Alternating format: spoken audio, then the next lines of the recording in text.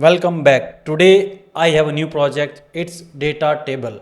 We'll create this DataTable from scratch with all these features. It has this search filter, it has the sorting feature for each column, and we have the pagination, and we can change the size of each page, like how many items we want to display. If I select 12, it will render 12 items. I can change to 20. I can go to the next page or the previous page.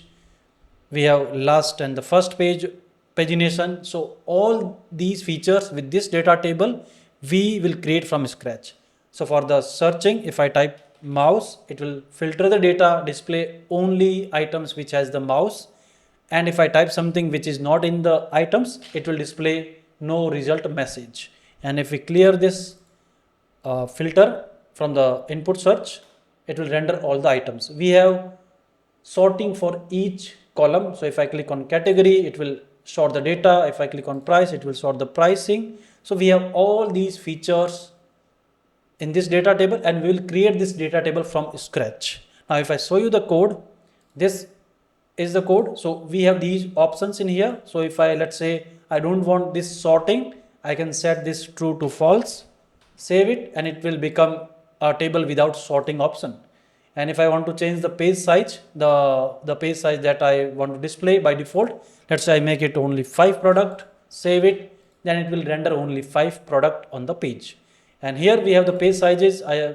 This list we can change it as well. So if, let's say I want 8 product on the page 1, like I want the 8 product or 12 product in the list, I can save it. I have the 8 product, I can select it, or I can select the 12 page, and it will start working for each list of items. So this is what we are building in this video. Now let me show you how this project is structured. So when we start the coding, you will need to have the basic setup. So for the basic setup, you will find this code folder, and this is the where we start. It has 2 folders in it. The shared, it contains the data that we will use in our table. So this is our data for the data table, and this is the CSS for our data table. And we will start from here, episode 1. It has only one HTML file, no CSS or no JS. We are not writing the CSS, we'll only write the JS. And this is where we start. And one thing, whenever you go to the next episode, always copy the previous episode code, rename it for the next episode, because we are going to reuse the previous episode code. So you can go and compare what you did in the previous episode and in the next episode. And by end of this episode, you will have, by end of this video, you will have all the 6 episode code. And this is the filtering at the last. And this is the config. This is the configuration that we pass to the data table with a single entry point, and we pass the target where we render the data table. So this is the code. And if you look at the complete source code, we have the core, we have the managers, we have the rendering. So all these code will write from scratch, no library, no framework or anything, from scratch with vanilla JavaScript. So this is the project that we are going to build it in this video. In this episode, we will render this basic table. Now let's create our app.js file to render the data table. Inside episode 1, I will create app.js. I will define an if function, and I will immediately call it. This is called immediately invoked function. In short, iffy, immediately invoked function expression. This part, this is called expression, and this parenthesis, it calls this function immediately. Now why we are using the iffy function here? Because we don't want to pollute our global namespace. Whatever we define inside this function will stay local to this function. Now to render the table, we need few things. First, we will need a container where we render our table. Second, we will need a list of columns for table. Third, we will need the table itself. Now the table contains 2 parts, table header and table body. Let's start with the container. For the container, if you open the index.html, inside it we have this div with the ID DataTable. We will render our DataTable inside this div. So let's select this div in our file. So we'll say container document dot query selector document dot get element by ID, and we'll pass the ID. ID is DataTable. So we'll say DataTable. Now let's define the list of columns. So columns equals to, it will be an array of object. So inside it will define key and label. This is our columns array. Now let's define the rest of the values. So second, it will be name,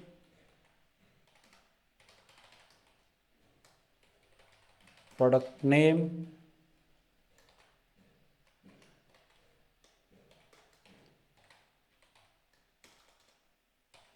it is key, not key, WY. Third is category, label, category. Next we have the price, key is price and the label is price. Next we have the stock,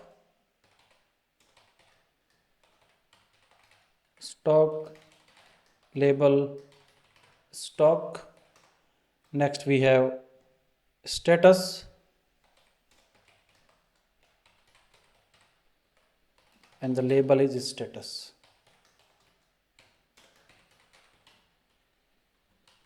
So this is our list of columns. Now we need table. So let's define a function which will render our table. So function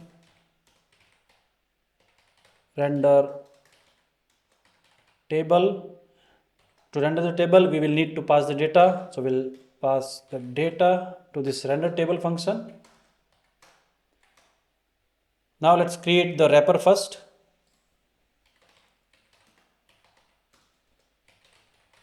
The wrapper will contain our complete table.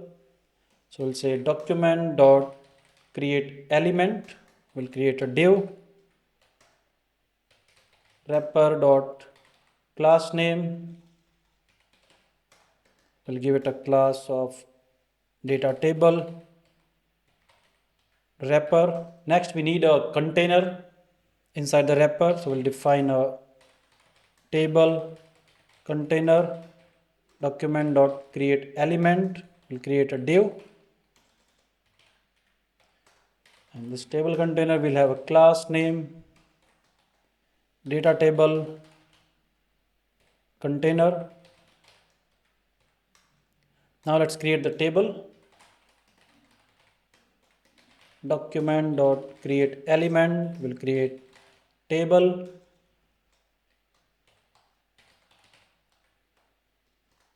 In this table will have a class DataTable table. Now we need two things for the table: table header and table body. Let's create two separate functions, and these two functions will create, one will create header and one will create body. So in here, let's define the function for the header. Create header. Let's start with the t head. This is table head. Document dot create element will create t head. Next, let's create the row. Table row. Document dot create element table row. Now let's loop through our list of columns, and then we'll add the value for each column. So we'll say columns dot for each column will create a th, the table head cell. So we'll say const th equals to document dot create element will create th. Now the th will have the text contain, and the text contain will be column dot label, and then we'll say table row dot append, and we'll append the th to the row. So this is our loop for each column. Now we have the table row ready. Let's add it to the table head. So we'll say table head dot append child, and we'll append table row, and then we'll return the table head. So this is our header function. It will create the table header. Now let's create the second function which will create the body. So function create body, and this will require the data because body renders the data, so we need to pass the data. Now let's create the t body first. Document dot create element t body. Now let's go through each data. We'll say data dot for each row, and inside it we'll create the row. So tr equals to document dot create element tr, and now let's go through each column, because for the each key we need to read the value and add to our table row. We'll say columns dot for each column. Now the table row will have the td, the table data cell. So let's create that. Document dot create element table data cell, and let's get the value from the column. So we'll say value equals to column row of column dot key. Now let's add to table data cell dot text content equals to value.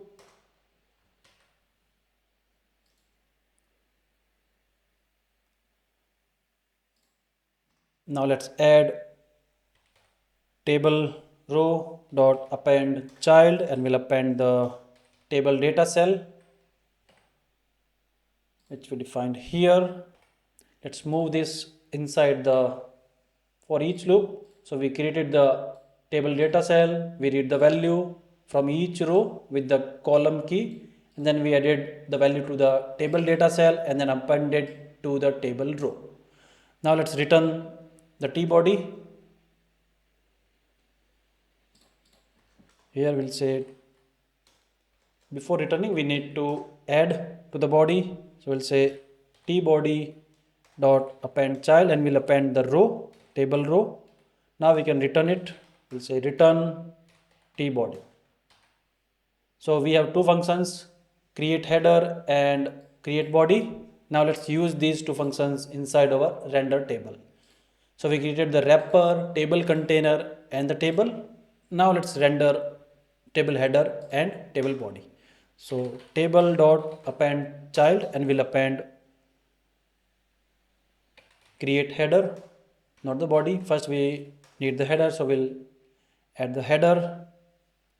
Next for the body we'll say table dot append child. Second we'll append the body, we'll pass the data.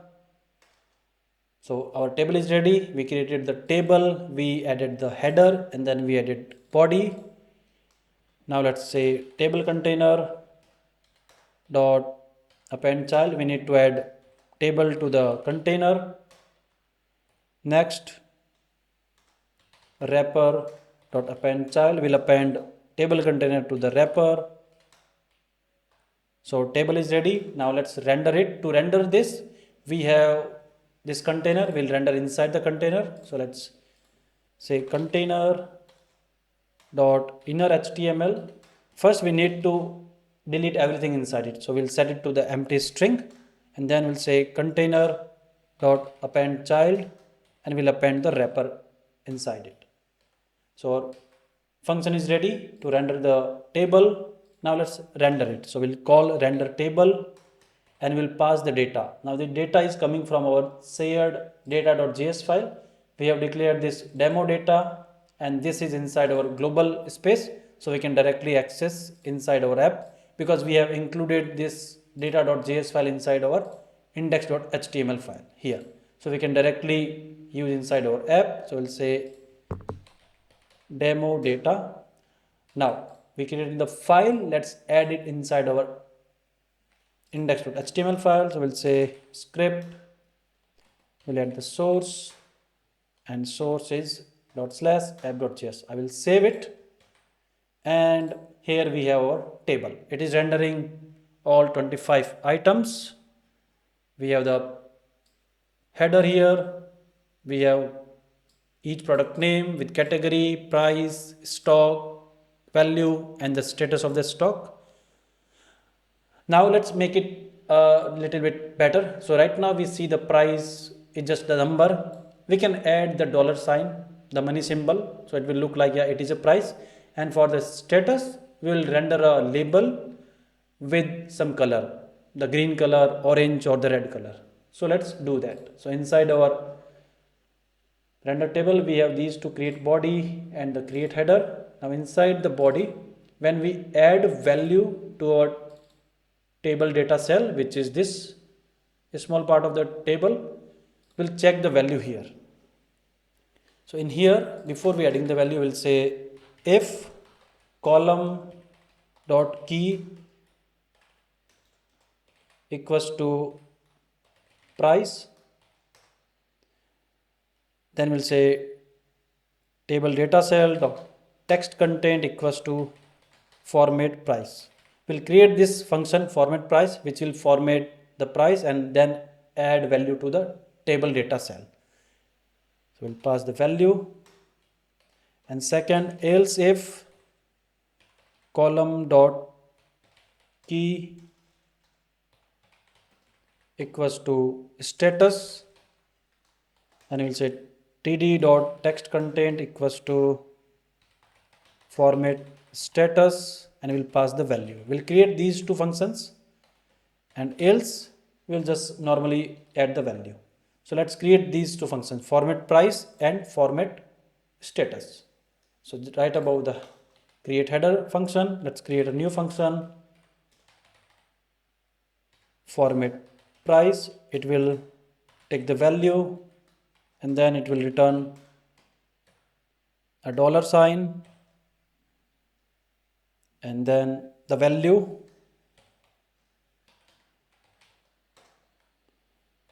to fixed for to value. Now let's create the second function, which is format status function. Format status, it will take the value, and inside it first we will define some object, so we can display the label here instead of this in underscore stock will display a proper label. So let's define a new object. Inside object we will have in stock, it will have the value, then low stock, it will have some value in it, and the last is out of stock and it will have a value inside it. Now each key will have the two value in it. Label will be in stock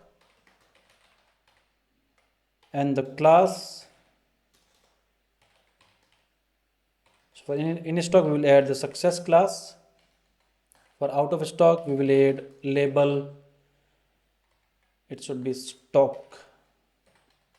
For the low stock we'll add low stock, and the class we will add warning.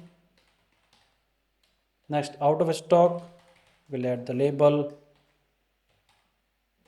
out of stock, and for the class we'll add danger.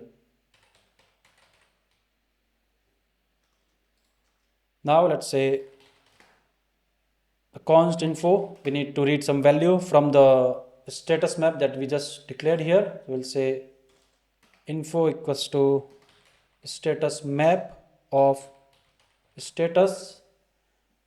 Now we will receive the value, but this will be a status because you see the value is the status value. So we'll rename it to the status. First we'll read the value in stock, low stock or out of stock. If it is there, we'll read it, else we will go back to a fallback value. We'll say label equals to status and class equal to empty string. So if we don't find the status in this object, we'll go back to the original. But if we find it, we'll return a small UI. It will be span. It will have a class of data table badge, and along with this we will have the class from info dot class, and here we'll add the label. So info dot label. Now let's save it. Okay, let's see what is wrong. Inspect it. It says value to fixed is not a function. Okay, let's go in here. So the problem is the typo. It should be FIXED. Let's save it. And if we check now, it is rendering all the values. Okay, this part is here. This part is rendering HTML as a string, because if we look here, we are adding the text content. It should be the inner HTML. So whatever value it gets from this function, it will render as a HTML. Now if we save it, we have these values. Now still few things are missing. In stock we don't have the proper class. Let's check. It should be success. Let's save it. Now it looks great. So in stock, the label with the green background, low stock with a warning yellow color, out of stock is the red color, and the prices are with the $sign. So this is what we have done. We just created a function, if function, and just rendered the basic at the data table. We just rendered this basic table. We just created this app.js file. In here what we did, we created the list of the columns, and then we created few functions like create header, create body, and render table. And we created some helper function like format price or format status to give a better look to few of the values in our table. So this is what we did in this episode. Let's move to the next episode.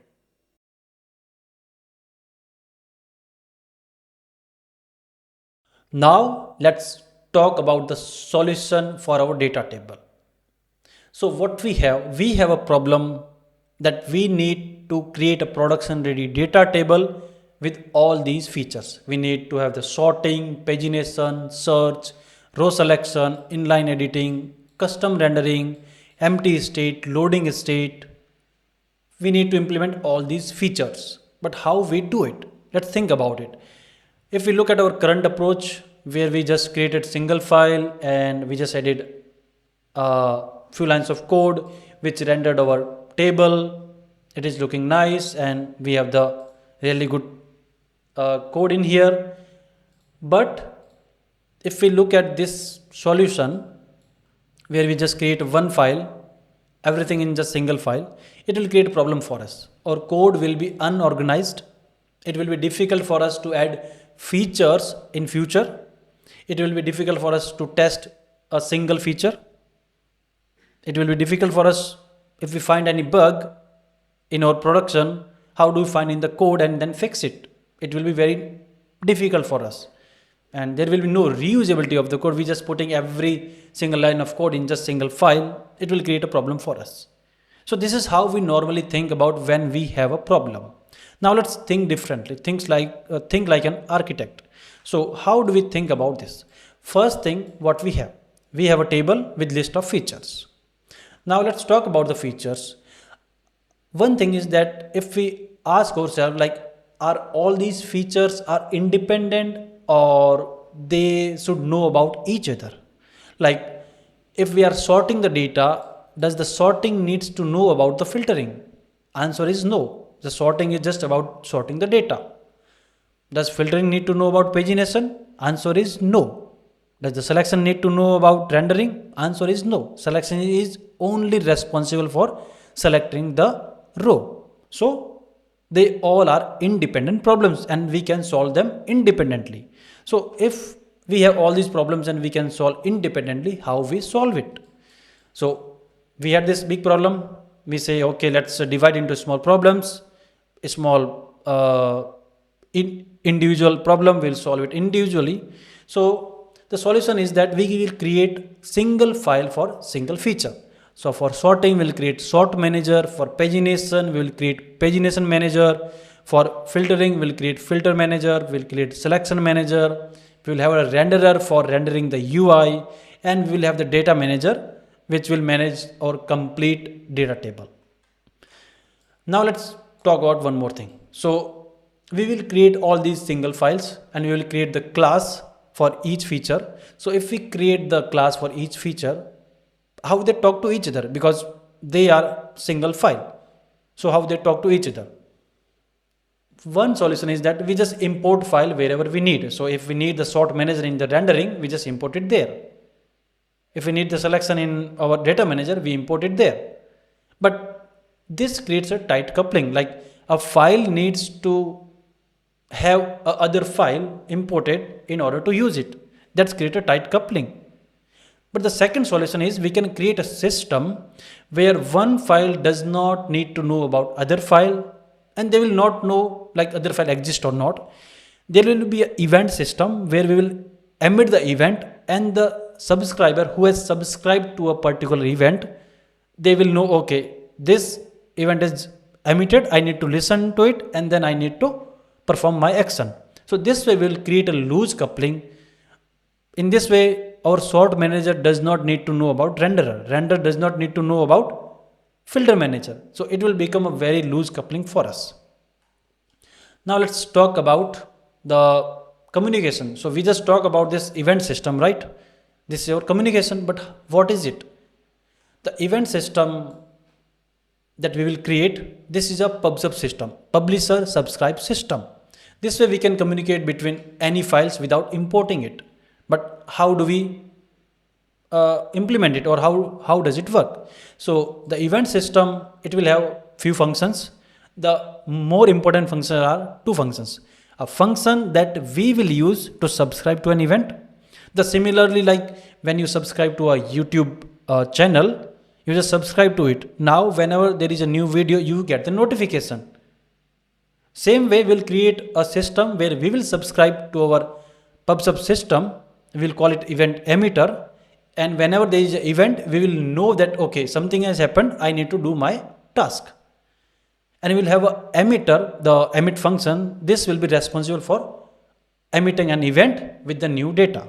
So this way we'll create our event system for the communication, so we can communicate between different classes, different files without importing the files. So this is going to be our solution for communication. Now let's talk about one more thing. So we have the filter, we have the sorting, we have the pagination. All are independent files, right? Who is going to handle all these things? Like who is responsible for it? Let's say it's like we have a team of engineers, front-end engineer, back-end engineer. They do their task, but who manages that team? A team lead manages the team, right? Similarly, we need someone who can manage all these files, who can coordinate between all these files and do the task and complete the data table with features. For that, we will create a coordinator. We will call it data manager. So we will have a data manager. It will be responsible for managing all the features and rendering the UI in the browser. So we'll create a data manager. So what will data manager will do? The data manager will take the data we give it, it will take the data, and then it will ask filter manager. It will tell, hey filter manager, here is the data, you have to filter it. Then filter manager will filter the data and it will emit the event using our event emitter. Then it will get the data again from filter manager. Then it will ask sort manager to sort the data. Then it will ask pagination manager to manage the pagination. And finally, when it has the data ready to render, it will not directly give data to the renderer. It will emit an event. It will say, okay, my data is ready. I'm going to emit an event. It will emit an event, data changed. So whenever this emit has happened, like for this event, our event emitter will say, okay, this has happened. I need to inform all the listeners. So it will inform our renderer. Renderer will say, okay, this event has happened. I need to do something. So whenever this event happens, here emit data changed. The data manager will emit this event. Then renderer will listen for it and it will get the updates. It will get the new process data, and then based on this data, it will render the new UI to the DOM. So this is how our data manager will coordinate between all these files, and our event system will be used for the communication by data manager, and finally our renderer will receive the data to render the UI.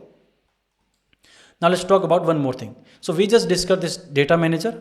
So we will have the data manager, and then we will have the event emitter and the renderer. This is the whole picture. So data manager manages everything. It takes the data, it processes the data using all these managers like filter manager, sort manager, pagination manager. It processes the data, but important thing, it never touches the DOM. Its job is not to render the data. Its job is to get the data, process it using the different managers, and then get the data and emit an event with new data. So it will process the data, it will emit the event with new data, then event emitter will inform all the listeners. In this case, we will have the renderer. Renderer will get new data and it will process the data. But renderer is not responsible for processing the data.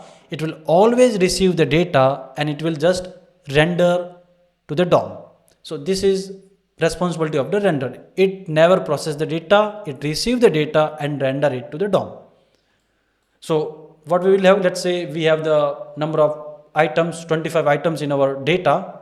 We give it to this data manager. Data manager will ask filter to filter it. Let's say we get 8 items by filtering.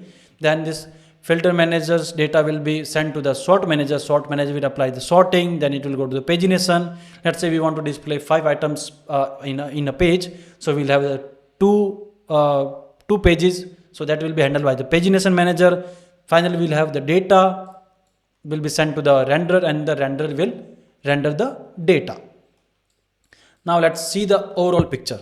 So we talk about our communication system, data manager, and the different manager, the rendering. So how does all this look like? So we will have a event manager in our core, the event emitter in the core, which is responsible for communication. And we will have a manager, the data manager, for coordinating between different managers. It will take the data, it will say, hey, filter manager, filter the data. It will ask any of the manager whatever action it has to perform. It will ask these managers to perform their task, and it will receive the data. Then again it will use event manager, this event emitter or communication layer, to communicate and send data to the rendering. Now the rendering will have different type of rendering, like header rendering, body rendering, or cell rendering. We'll talk about this when we implement in our code. So this is how our whole system will work. Now let's talk about one more thing. So we just discussed this everything, how it will communicate, how the data will be processed and render. Now let's talk about the folder structure, because folder structure is important as our architecture. Without the folder structure, there is no architecture. So folder structure will create 3 different folders: the core, managers, and the rendering. Core will have the foundations like the event emitter for communication, list of events. We will have the config and the data table, where we will use this single file will use for like this single file will pass the config, and then it will internally have all the data manager and filtering. Then it will have the managers, and we have the rendering for rendering the UI. So this is our folder structure. So what we just did, first we talk about the solution, like putting everything in single file. Then we thought, okay, this will create a problem for us. we will have many things to handle, but then we discussed a different approach where we'll say, okay, we will have the focused classes for each feature, and then they will communicate using the our communication layer, the event based communication layer, and we will have the manager to manage all these things, and finally the render to render the UI. So we just come with a better solution that can help us to manage the code easily, or if we want to scale it, add new feature, it will become very easy for us to manage and handle the data. So this is our architecture for the data table. So we discuss about what is the problem, how to solve it, we come up with the different solutions. Now we have the final solutions. In next episode we will implement our first thing, which is the EventEmitter class, because this is the communication layer which we need before we do anything else. So if we have the communication layer, we can start working on other files, and that way we can communicate between different files if we have the EventEmitter, our communication system. So now in next episode, let's build that class.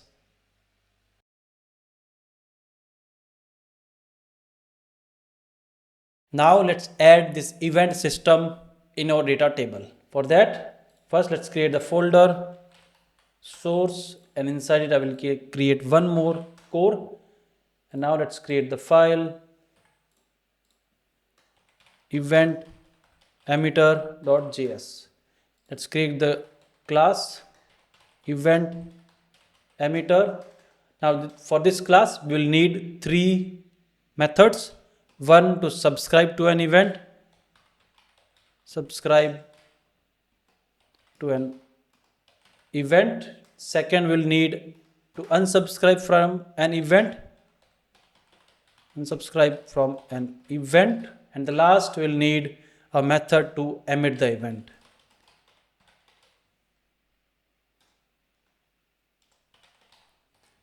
So let's create our first method to subscribe for an event. We'll call it on, and it will take two arguments, event, the event name, and the second, the callback function. Now to store all the events, we need a variable. So let's define a variable events equals to new map. You see here I am adding this hash in front of a variable. This hash makes this variable private to this class. We cannot access this value outside the class, but here we are just declaring a method. There is no hash in front of it, so it becomes a public method and we can access it outside the class. And here I am using the map. The map is similar to object, but it has more properties like set, get, or delete, or clear, or the size, and it will help us to implement the functionality very easily. So let us start with the on. It takes event and callback two arguments. Now the first we need to check if there is no event. So we'll check if this dot events dot has event. So first we check if there is any event in our map. So let me define this value here. So it will be like this, object, and inside it we will have the event name. We'll call it, let's say, data loaded, and then it will have the array. It will have the array. Inside array we will have the callback 1, callback 2, callback 3, and so on. So this is how our events map will look like. The key will be our event name, and the value will be array of callback functions. So first we check if there is any event in this object. So it will check if this is the key there, or if there is any other key. If it is not, then we will initialize with empty array. So we'll say this dot events dot set, and we'll set the event name, and then we will add the value, the empty array. So this is how we store our events. So first we check if there is any event. If not, we initialize that event with empty array, and then we'll say this dot events dot get that event, and then we will add the value by pushing value to the array. We'll say callback, and finally will return a cleanup function. Now why we are returning the cleanup function? So let me define this first. Of, and it will have the event name and callback. Now why we are returning this cleanup function? Because if a user wants to listen to a particular event and then immediately wants to unsubscribe, then he can just call the result of this on method. So it will automatically unsubscribe from an event. So this is the cleanup function if user wants to use it. Now let's define this off method for unsubscribing. We'll say off, it will take two arguments, event name and the callback.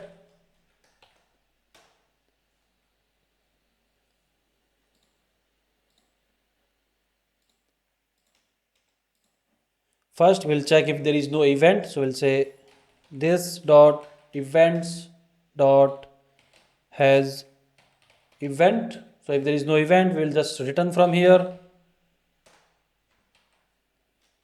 If there is an event, then we will filter out that event from our callback array. So we'll say callbacks equals to this dot events dot get the event value. So when we do this, it will return the array of callbacks. Then on that array, we will add the filter. We'll say callback is not equals to callback. So this callback argument we will filter out from our array. So we'll have the new array without this callback. Now we'll check if callbacks dot length is equals to 0. It means the callback array is empty, there is no callback. Then we will simply remove this event from our map. We'll say this dot events dot delete, and we'll delete that event because we don't need the event if there is no callback. We will initialize it if there is no value, so we are removing it here. Else we will update the value of events, that particular event. So event dot set event and the callback. So this callback array, it will be a new filtered out array without this callback. So it is removed from the array and we have a new value for this event in our events map. Let's save it. Next we need the method to emit the event. So we'll say it will take two arguments, event and the data. First again we'll check if there is no event, so we'll say this dot events dot has event. So it is not there, we just return it. But if we have the event, then we'll say this dot events dot get the value for that event, and then for each callback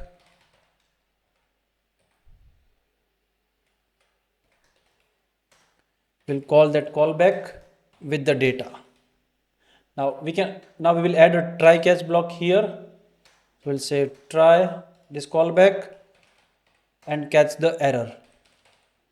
So this is a small safety for our code. So let's say this callback or this data, we are calling this callback, and if it fails for any reason, our code doesn't break and our other functionality doesn't break, we just throw the error here. So we'll say console log event in events event, there is an error, not the event. So we'll say error in event handler for the event name event. Let's just put it inside double quotes. Then we'll add the error as well. So this is our error handling and this is our complete class. Now let's use this in our app. Before using here, we need to add in our index.html.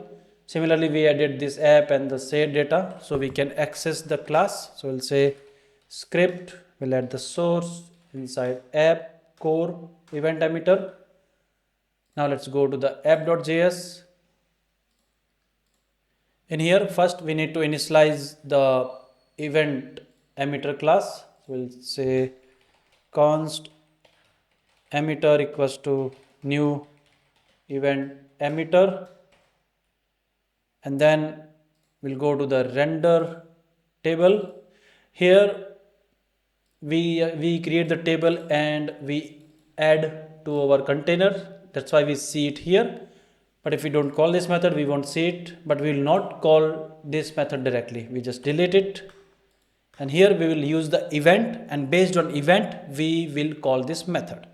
So first we'll emit an event. We'll say emitter.emit, and we'll emit the data changed, and we'll pass the data here.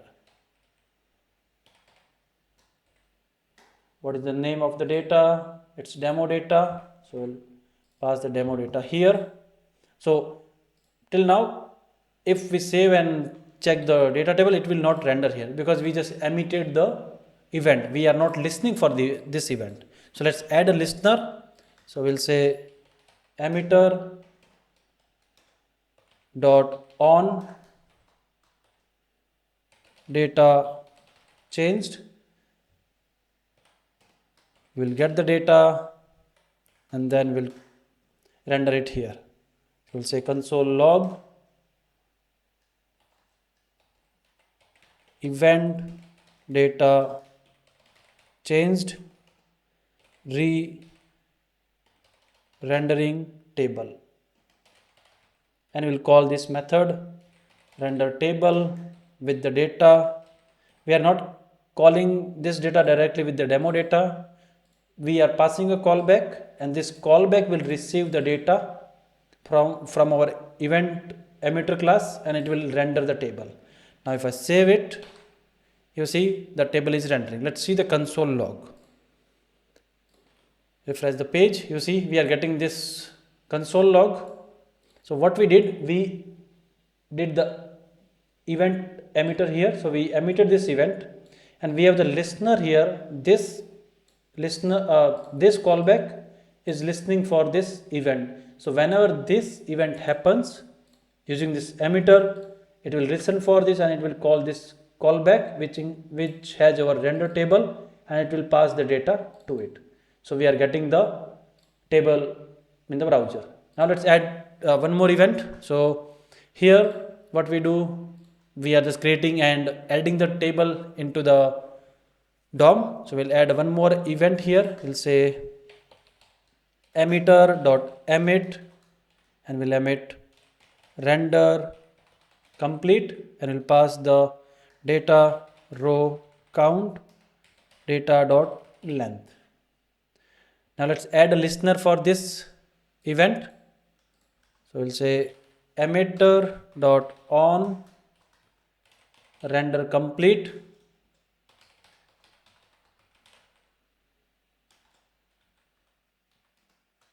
We'll get the row count value from this object here, and then we'll add it inside our callback, and inside the callback we'll say console log, and we'll log the event render complete. We'll add the value here, so we know that we are getting the value row count rows rendered. Let's save it.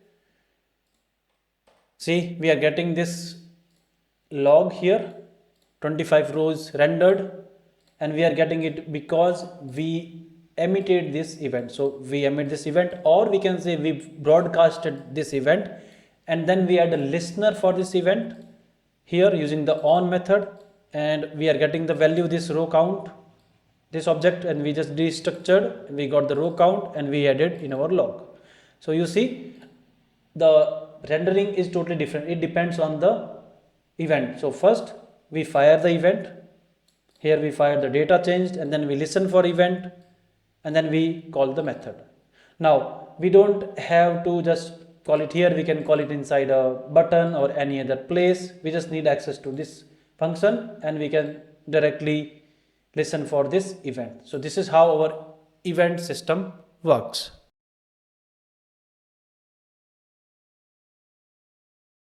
In this episode, we are going to create many files.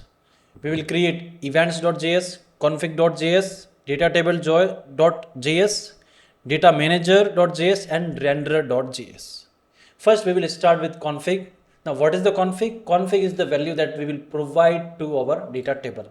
Right now, we have these values, the list of columns. Later, we will provide it like page size, sortable, editable, all those values we will provide to our config file. So let's create a new file. This is inside our core. So we'll create config.js. Let's create the class config. Now this config.js, it will take one value. So that one value we will receive in our constructor. We will call it options. By default, we will make it empty object.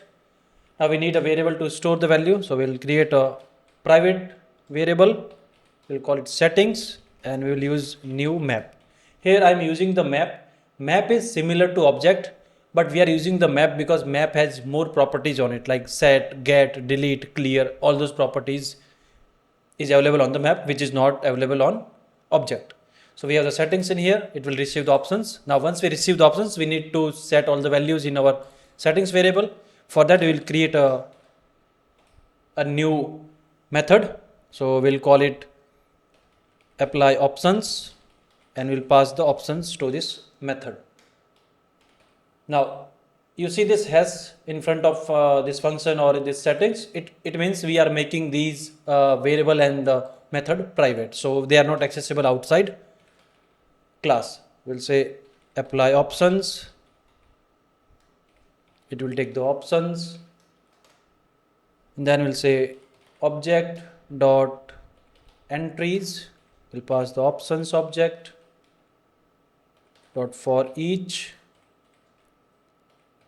key and value. It should be inside this.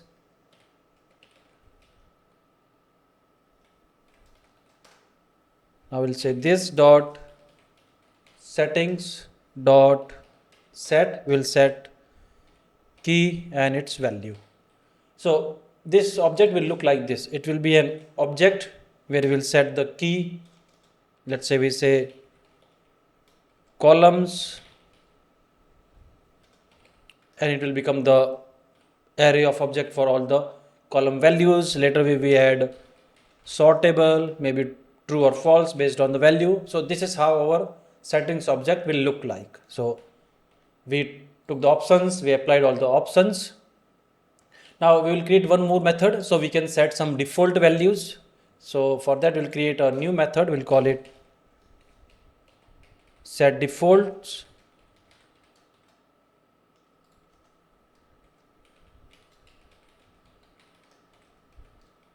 And for this we'll set settings dot set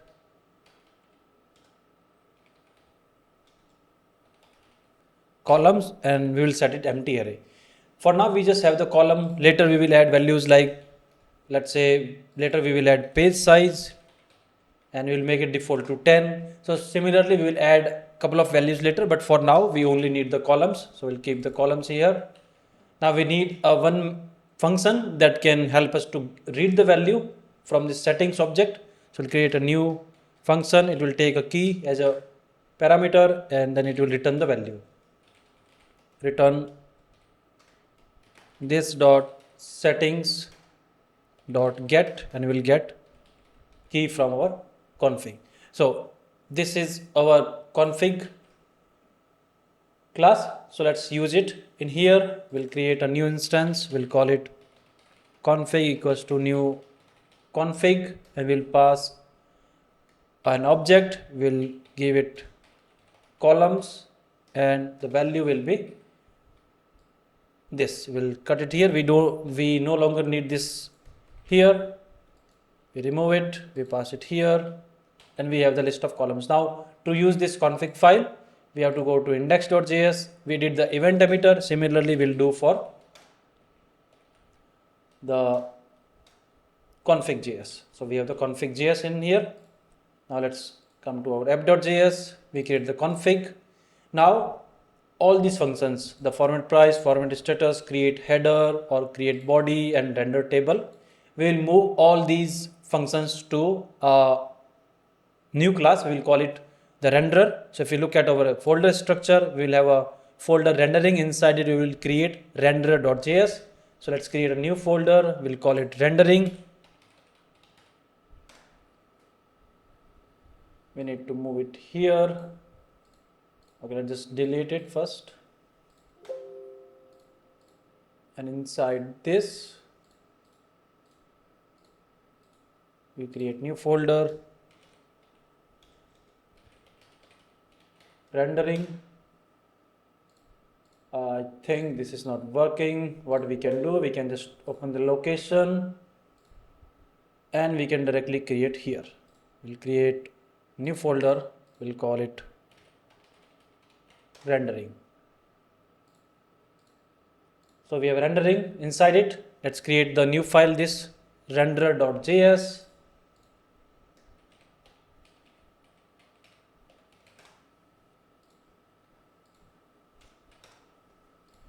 Now let's create our renderer class.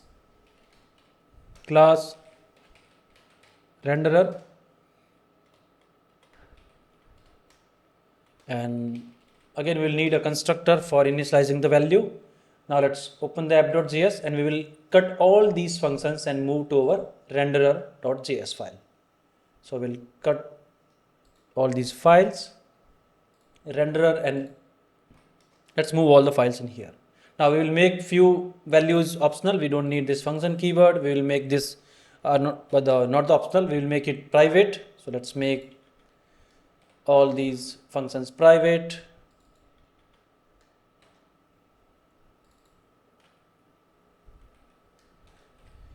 And this render table, we will keep it as public because we will access it somewhere else. So let's just keep it for now the public.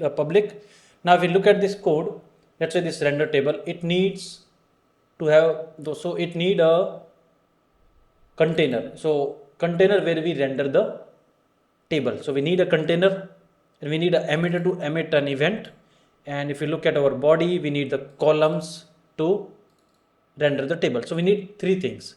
So in our constructor, we will pass it three things. We will pass emitter, config, and container. Now to hold these values, we need three variables. So let's create emitter, config, and container. Now once we receive the value on initialization of this render class, we will update our variables. We'll say emitter equals to emitter, this dot config equals to config, and this dot container equals to container. So we have all these values. Now this should be equals to, so from config we can read the values, right? So if we just look at our config, we have this get method and we pass the key, we can read the value. So in our renderer, let's go to here, the create header, and the create header need the column. So we'll say columns equals to this dot config dot get, and we can get the columns. So we'll say give me the columns. So one problem is solved. We can access the columns. Now let's do same in our create body. So we'll put it here as well. So we have access to the columns. Now we need access to the emitter. So instead of doing this emitter like this, we'll say this dot emitter dot emit, and we will emit this event. Now the container, we can get the container using this dot container, this dot container. So we can render it here. Now let's save it. We'll go to our app.js file, and inside it we have the config. Now we need the renderer there, and we will pass config. We need to pass the container and we will pass the emitter. So let's create an instance of renderer, and we'll say new renderer, and we'll pass 3 value to it. First is emitter, so we'll say emitter. Second is config, we'll provide the config, and the last is container, we'll provide the container. Now to use this, again we have to go to index.html, add it here. So let's say script, will update the path inside rendering, render.js. Let's save it. We'll save this app.js file as well. And in here, if you see to render, what we did earlier, we just said, okay, we emitted this data change with data, and we were listening for this, and we were calling this render table. Now this render table is no longer available because we moved it to the renderer. So we need to do it like this. We'll say render table. Now it will render the table. Let's see. If you look at our table, let's refresh the page. It's not working. Let's see. Data changed. Okay, so there is something wrong. If we go to the EventEmitter, it says create header is not defined. EventEmitter, the event name is create header. Let's just go to our renderer. What are we doing here? Okay, we need to update few things in here. We say this forward price. Let's just update these things first. We'll update this one as well, because we have to access these values. Now the create header, create body, we forgot to update here. This is not create header. This will be this dot create header, because now it is inside the class. And for the body, we'll do the same. This dot create body. Let's save it. And do we have the table? Yes, we have the table. So table is rendering. So what we did, we just move everything inside our renderer.js, and from the app.js, we just directly call the table. Now, if we look at our discussion that we had, that what we were going to do. So let's look at our decisions we made. So we decided that we will have a EventEmitter. We have that here. We'll have the config. We have it here. We'll have the renderer for rendering the table. We have it here. Now this part, DataManager, we don't have it. Right now we are directly calling the renderer, and we are passing the data. This is not we decided. We decided that our data manager will take the data, and it will process the data, and then it will emit the event, and then our renderer will render the table. This is what we decided. So let's implement our data manager. For this, we'll create a one folder. We'll call it managers, and inside it, let's create the file data manager.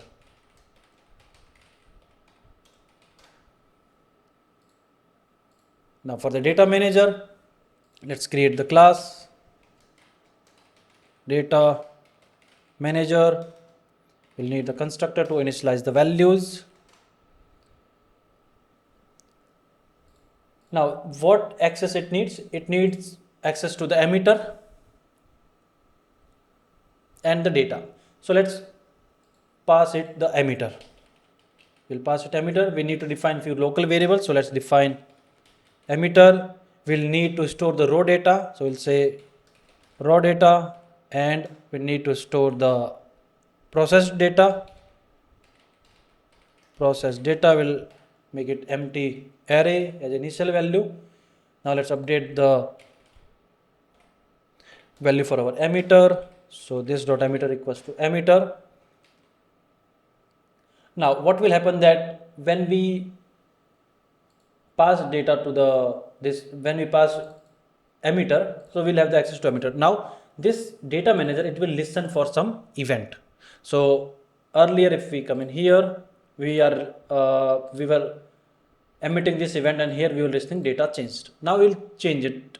Now we will have a different event. We'll call it data load, and on the data load, so when we call the data load, our data manager will listen for it. So we need to set up a listener. So we'll create a new method. It will all make sense when we finish this implementation. So we'll say set up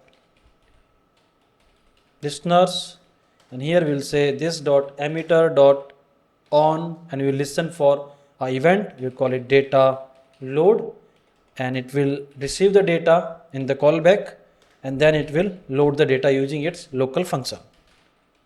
Now we need to call it this dot setup listener, we'll call it here, this dot setup listeners.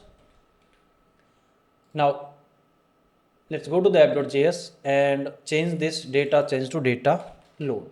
If we just save it here, now we need to use the data manager here. So let's create a instance for data manager.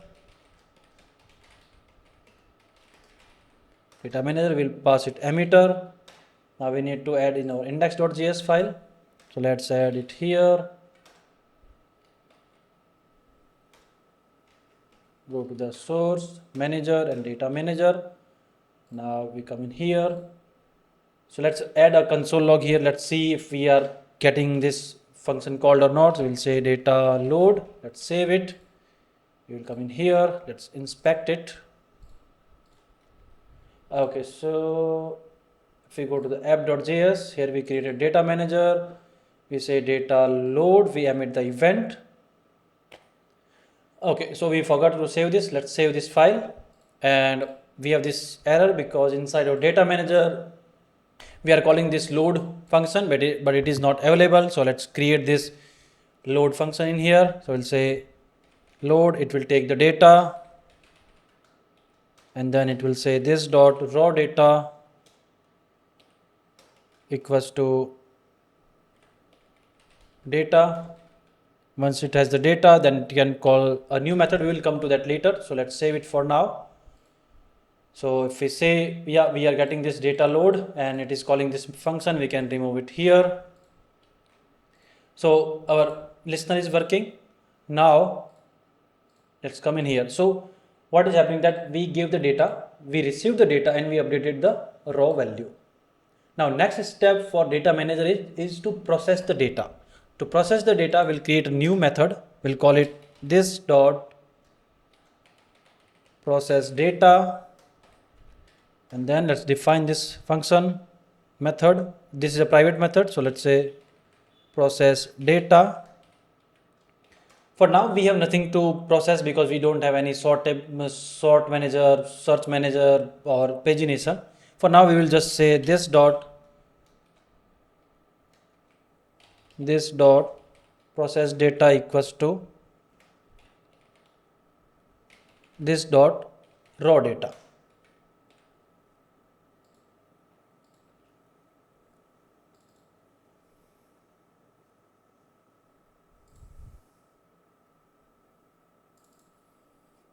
This is processed data, this is processed data. Okay, so this is the variable processed data, this is processed data function. So we update it here. Now once we have the data, what we do, if we look at our diagram, whenever we have the data ready, we will emit the event. So it can tell anyone, or in this case the render, that I have the processed data, you can render it. So we'll need a function which can just emit the event. So we'll say this dot emit change. This function will emit the event. We'll say emit change, and it will say this dot emitter dot emit, and will emit data changed, and it will pass the data. It will pass the data to it. So let's save it. Now we have emitted this event data changed. So if you look at our app.js, right now what are we doing? We are directly calling render table and passing the data. So we look at here, is it working? No, it is not working. Let's check it here. So we have this event inside our event emitter, processed data. Let's look at here.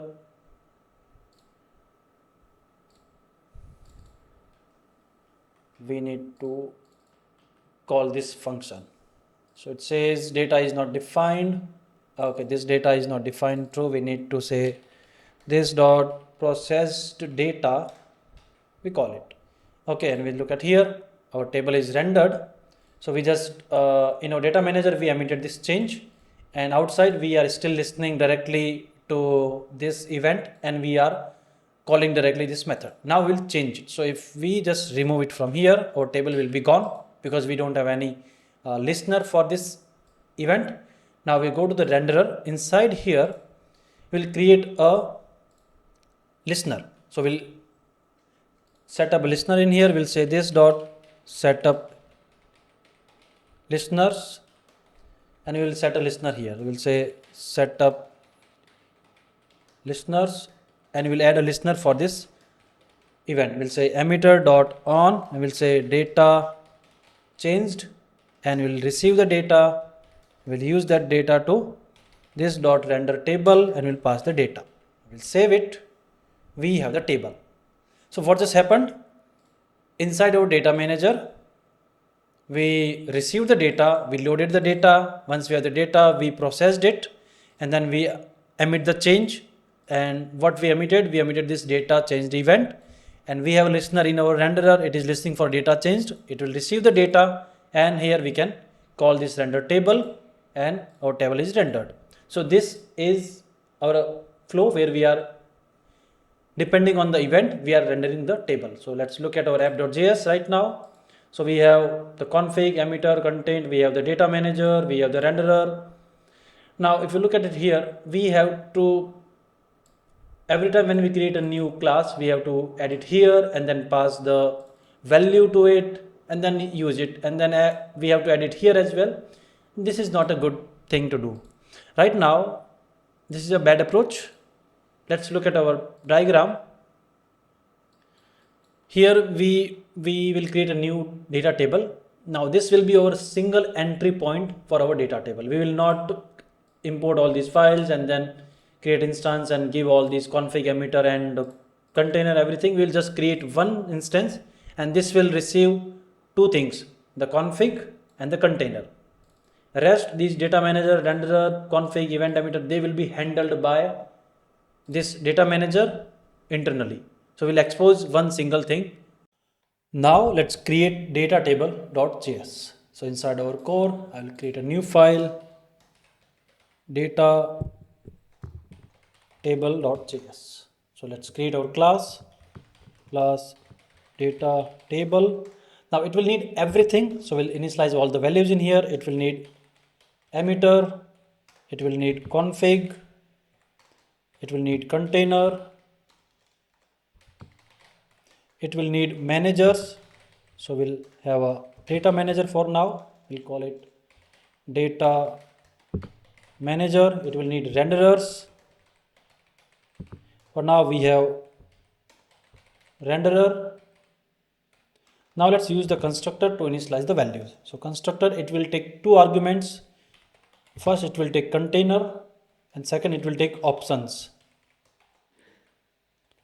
Now inside here, so whenever we get the container, first we'll check and initialize the value for the container. For that we'll say this dot container equals to, now we need to check the type of container. If it equals to a string, then we'll say document dot query selector, and we'll get this container from the DOM. We'll say container, and if we don't find it, we'll say whatever container is there, and then we'll say if we don't find the container in the DOM, so if we don't find the container, we'll throw an error, throw new error, and we'll say data table container not found. So this is our error message. Now if we find it, so let's initialize our config, because we will receive all the options. So it will go to the config. So we'll say this dot config equals to new config. For the config, we have our config class. So we'll import it. So we'll say config, we'll pass it, not this config, we'll have the config, we'll pass it the options. So we'll just spread all the options. Now we need to import this file. So we'll say import config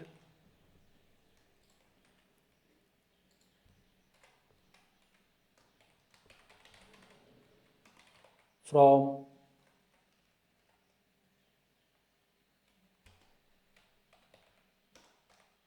config.js, Now we have these values. Next we will need the event emitter.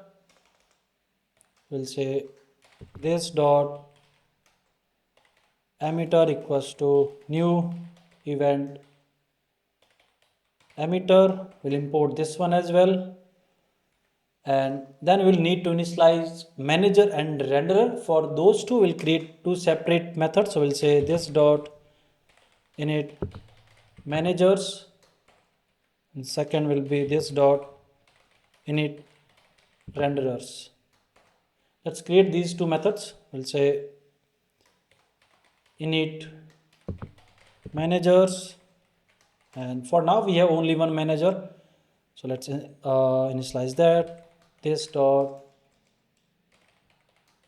data manager equals to new data manager, and we'll pass it. If you look at our app.js, for now data manager we need to pass the emitter, so let's pass emitter to it, this dot emitter.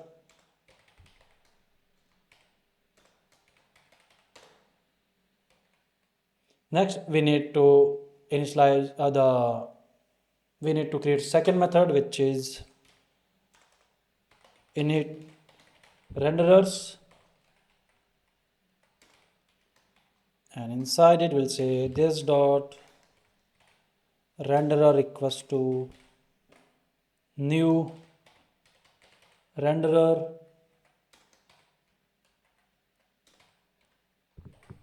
and we'll pass it. So for renderer, if we check our app.js, we need to pass emitter, config and container. So let's pass it. The data table, we'll pass it this dot emitter, this dot config, and this dot container. We pass it three things. Now let's save it. If we open our app.js, for now we have all these things, so we'll get rid of everything. We will have the single instance of our data table. So let's create that. First, if we go in here, we have these many files we have to import, but we will no longer need to have all these files. We can just delete them. And in here we need to type the type module. Why? Because when you import values in our data table using this import keyword, we need to use the type module, otherwise the import will not work. So now data table we need to import few more files. We'll say import data manager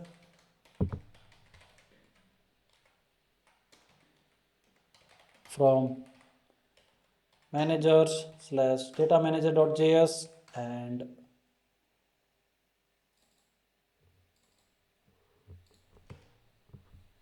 okay, second thing, if we go to our config.js or data manager, we don't have to export. We need to export in order to import these classes. So export config, we need to export data manager, export renderer. Now inside data table, we can easily say import data manager, and we will use it here. And second, we need, like the third import we'll need for renderer. So we'll import it renderer. This should be this. Let's save it. Now we need to export this data table from here. Now inside app.js, on top we will import data table. We need to fix this one in here. It should be data table.js. Let's save it. Now let's create the instance for data table. So in here I'll create const table equals to new data table, and we'll pass the two things. One, it takes the container, so we will not pass this this selected element. We will just pass this if it is ID or the class. So we'll say data table, and the second we need to pass the config. So we'll pass this object, will not pass the instance of this config, we'll pass the value itself. So we'll say these are my options, we'll pass it here. Now we can remove the config here, emitter, this container, we can get rid of all these things, and in here we can remove these two things. We don't need the EventEmitter dot render, this one is no longer needed, emitter, this one is no longer needed. Now our data table will not work, because in our data table we have this instance inside data table. We are not doing anything for the data table to render. Now we will need a method which will load the data. So to load the data, we'll say load, it will take the data, and once it takes the data, it will emit an event. So we'll say this dot emitter dot emit, and it will emit event. So it will say data load, and it will pass the data. Now let's use it inside our app. So we'll say table dot load, and we'll say demo data. Let's save it. Now if we look at our file, let's look at here, it says container not found in data table. Okay, let's go line number 23. In here we are getting this error because container is not found. Let's see what we passed in the app. We passed the, okay, we need to pass the one more thing, the hash or the dot if it is class. So now if we look at here, let's see what is the error. EventEmitter is not defined in data table. This one EventEmitter, let's go in here, it says this is not defined. Okay, we did not imported the EventEmitter. Let's import it. So we'll say import,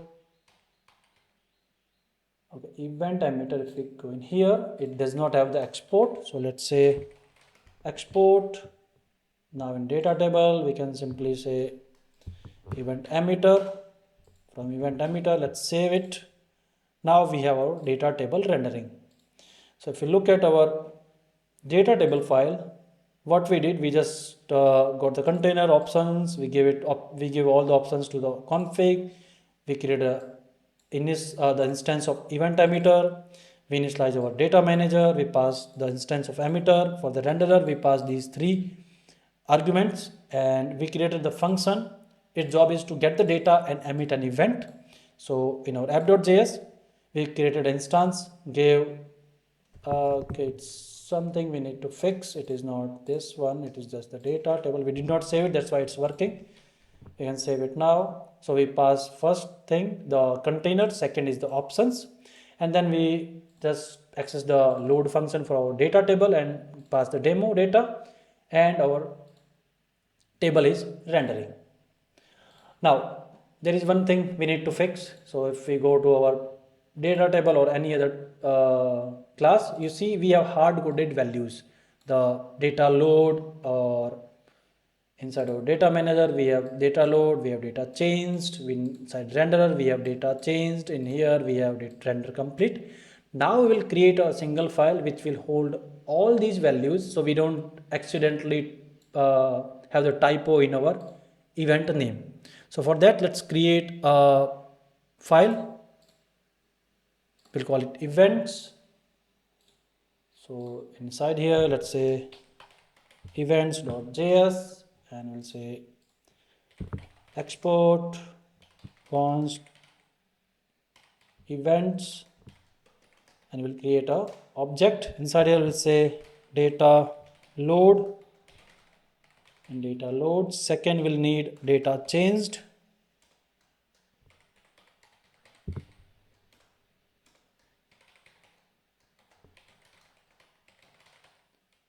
And third, what we need render complete. So let's add that. We'll need render complete. What else we need? In here, data load we added, EventEmitter, it doesn't have any event. And inside DataManager, data load, data changed. Okay, we need the data changed now. Let's add that. Did we add data changed? Yeah, we added the data change, data load. Let's now use this one. So inside our where is data manager? So we need to import the file. So we'll say events dot what was that? Let's see. It was data load. So we'll say events dot data load, and here data change. So we'll say events dot data changed. Inside renderer, here we'll say events dot render complete. If we scroll up, here we'll say events dot, I think what was that, data changed. So events dot data changed. Now inside our, okay, data manager is done, render is done. Let's go to data table. Let's update this one. We'll say events dot data load. Let's go on top. We need to okay, we have this one in here. Inside data manager, we need to add .js. That's how it will be loaded. Let's say .js. Let's save it. See, our table is still working. So what we did, we created a centralized object which will contain all of our events name, and we will use these events name. So what we just did, we just created our entire system where we have the event emitter, the core which is responsible for communicating from data manager to renderer, and we have the config which we pass to our data table. We have this single entry point, and we have the manager. It gets the data. So if you look at here, we say table.load, it goes to our data table, but the data table internally gets the data and pass an event data load. And who is listening for data load? It is the manager. It is manager's job to load the data. So it say, I'm listening on the data load, give me the data and I will load it. So it takes the data, it loads it, it processes the data, and then it emits the change. It says, now I have processed the data, and here is the data with this event, and whoever is listening to this event just take the data and use it. So data changed, who is listening to the data changed? The renderer is listening to data changed. It will get the data and it will render the table. Now in here we can just remove this. We don't need it. It was autocomplete, so we can just save it. So it takes the data and it renders the table. And if we look at our data table, it's working fine. So this is what we have done in this episode. So this is it in this episode. We just set up our everything basic, the event emitter, data table, renderer, and our single entry point, the data table. And to use this one, we are using this type module, so we can import the files. In here we have imported the data table, and later in other files we have imported all these files. So this is what we have done. We just set up our base for the data table. In upcoming videos, whenever we have to do like the pagination or what others we have the filtering, pagination, selection manager, sorting, everything. We just have to create some managers and then plug into this system and everything will work.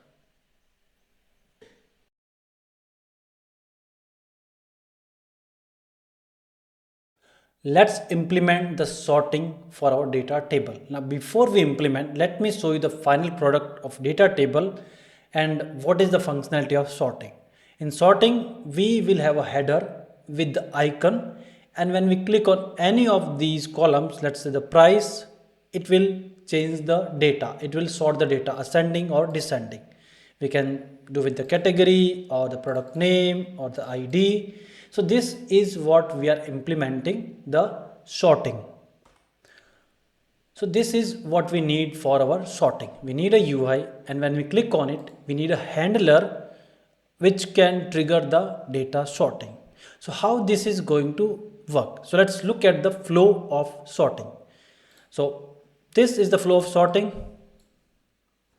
Let me just zoom out here. So user will click on a column. Let's say user clicks on the price column.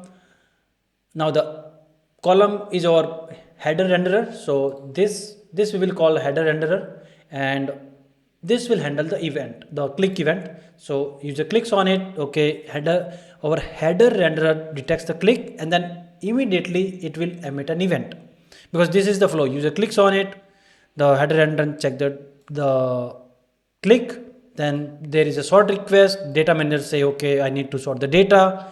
Then it will process the data, and then it will say, okay, here is the data changed, and the renderer will update the UI. So this is the flow. We will start with this user click, then our header renderer detect the click, then it will emit the event, the sort request, and it will send the data like this is the column name price, it needs to be sorted. Then the data manager say, okay, I need to sort the data. So it will take the data, and then it will process the data, and then say, okay, data is sorted, I need to send the data. So it will emit the data changed event with the data. Now this data will be received by our renderer, and it will update the UI. So this is the complete flow for our sorting. Now before we implement, we need to look at our UI. So first thing, we need a header which has the icon and which can handle the click event. This is the first thing we need. So for that we will create a new header. Right now if we look at our table, so let's just render this one. This is on episode 4. So the episode 4, you see we have the header which does not have any icon or any click event handling. So we need a header which can handle the sorting. So for that we will create a new renderer. We will call it header renderer. Now to make this table sortable, we will pass one more parameter, the one more value in our object. We'll say sortable, we'll send it true. So this is the option we will pass to our data table. Now it will go to our config. Inside config, you see we have the default value. Right now we have the columns. Let's set the new value. We'll call it sortable. I will make it by default false. And now inside our data table, where we add the values, so in the options, so let's we can say, okay, we have already added in our config the sortable false. This one is configurable. Okay, that is fine. Let's just go to our data table. So it will just take all the options. It will pass to the config. Config will take it here. First it will add all the default value, then it will apply all the options. So this way we will get this sortable options to our data table config. Now let's create the header which will render this header for our sorting functionality. So for that, let's go to our rendering. In here we'll create a new file. We'll call it header renderer.js. Let's create the class header renderer. Now it will need few things. So it will need the emitter, it will need config, and one more variable.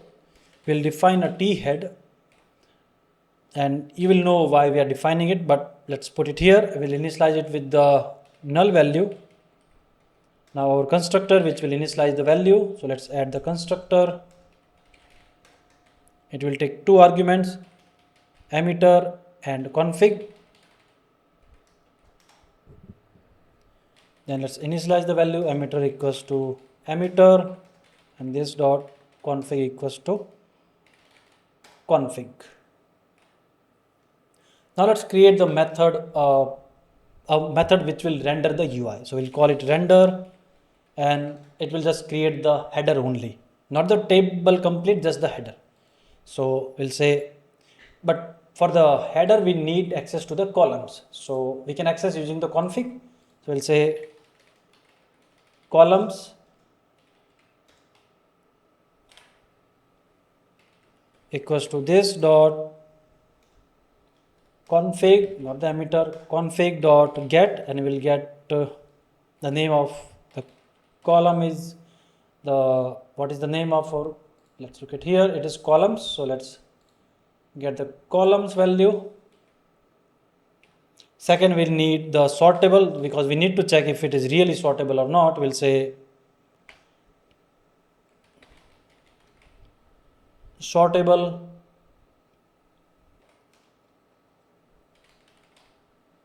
we'll say this dot config dot get, we'll say sortable. We got these two values. Now let's create the t head. We'll say this dot t head equals to document dot create element. We'll say t head, and say const tr equals to document dot create element. We'll create table row, then we'll loop over our columns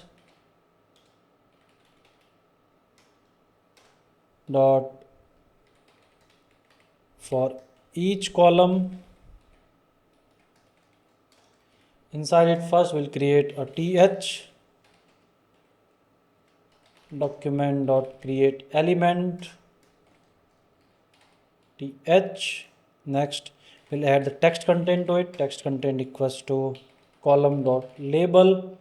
Now we will add a data set, so we can read this value of the column key. So we'll say ts dot data set dot key equals to column dot key. Now we'll check if it is sortable.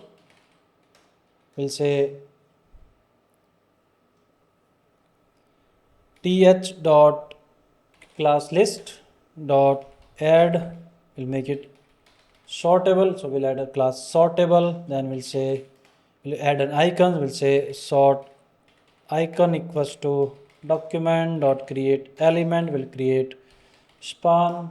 Then we'll say sort icon dot class name equals to sort icon, and say th dot append child. We'll append sort icon, and we'll say now we can add the click handler. So we'll say th dot add event listener. We'll add click event, and here's your callback for that click. We'll say this dot emitter dot emit. Here we'll emit an event. So whenever we click on this column, we'll emit an event. So here we'll emit events dot sort request. Right now we don't have this sort request, but we will implement it. So, and we'll pass the data an object with column key.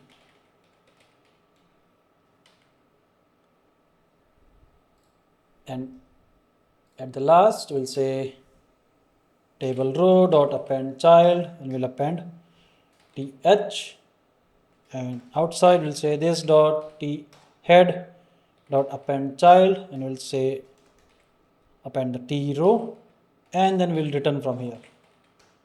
We'll return this dot t head.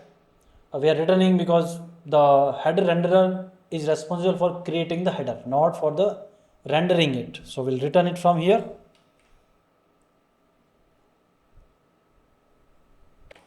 Now let's export the class. So we'll say export, this is our header renderer. Now let's go to our data table, which is your entry point. In here we have the initialization of manager and initialization of renderers. So in our renderer, let's initialize the header render. So we'll say this dot, but first we need to add it there. So let's add it here. Before the renderer, let's add here. We'll say header renderer, and then inside our initialization of header renderer, we'll say this dot header renderer equals to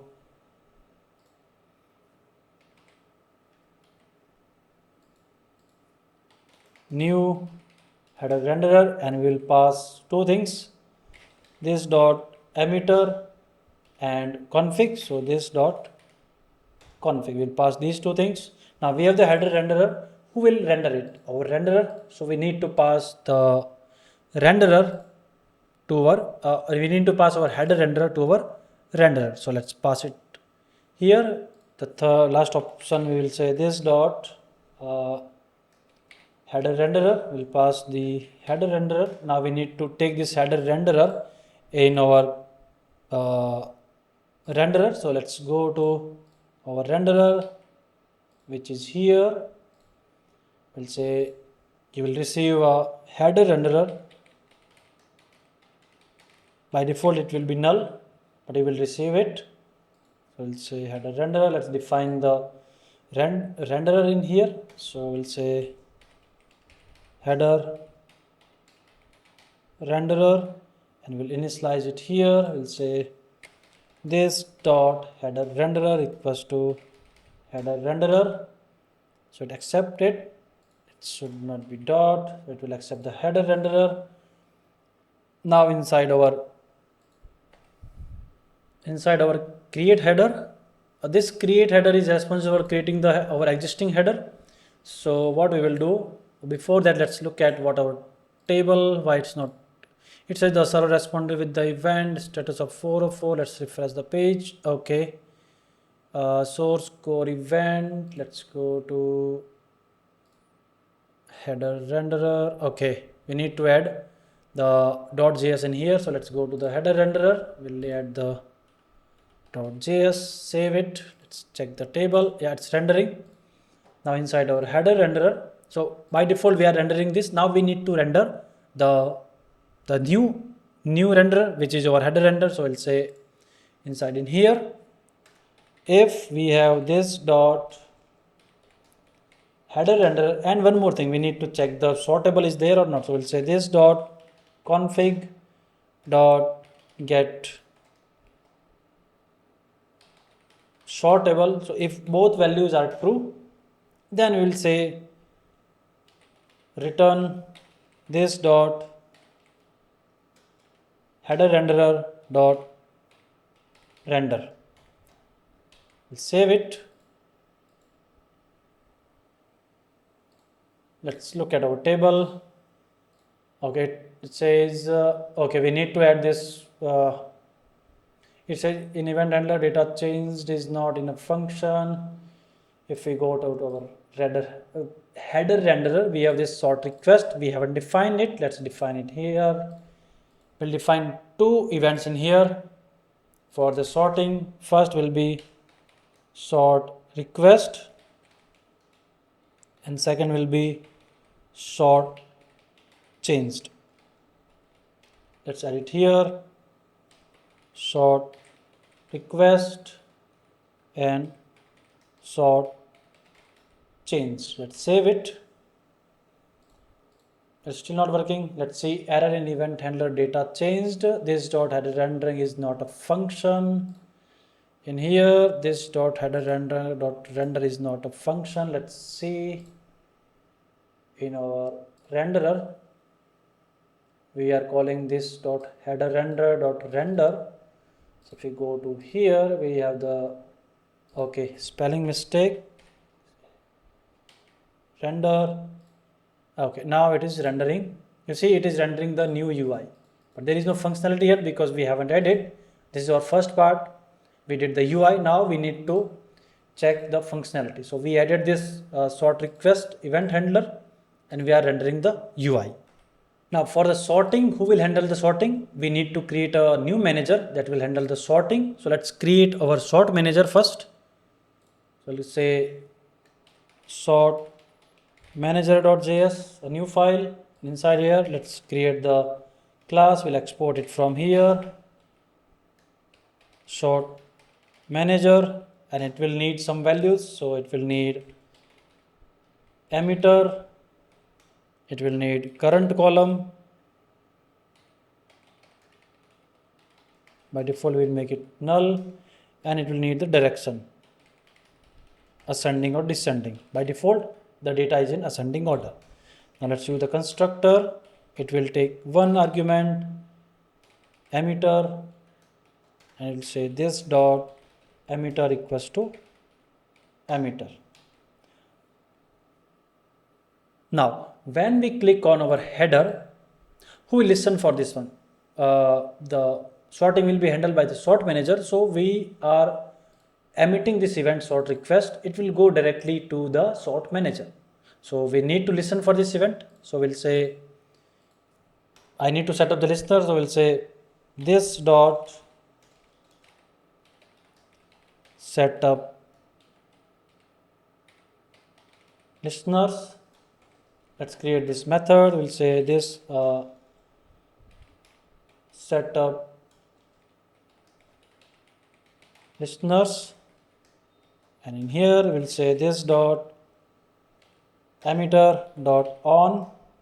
I will listen for events dot sort request, and I will get the data because I need some data to sort the value. So I will need the column. So we'll say I need the column in here, and once I have the column, I will do some sorting. But for that, I will create a function. I will call it sort. Now there will be two functions that will handle the sorting. First, it will take the column value and it will update its variable. The second will create which will handle the actual sorting and which will not be called by the sort manager. Sort manager will never call the actual sort function. That will be handled by the sort manager because sort manager has to manage everything. So whenever the sort manager say that do the sorting, then it will do the sorting. So for now we have the sort method, and it will be a very simple method. So it will take a column. Let's pass it here, and it will check if this dot direction, if we have a direction or which is equals to our column, not the direction, the current column. If the current column is equals to the requested column, then we'll say this dot direction equals to this dot direction equals to if it is ascending, then I will say make it descending, else I will make it ascending. And if there is no if the column is not equals to our column, then we'll say update the current column to the column value and then change the direction.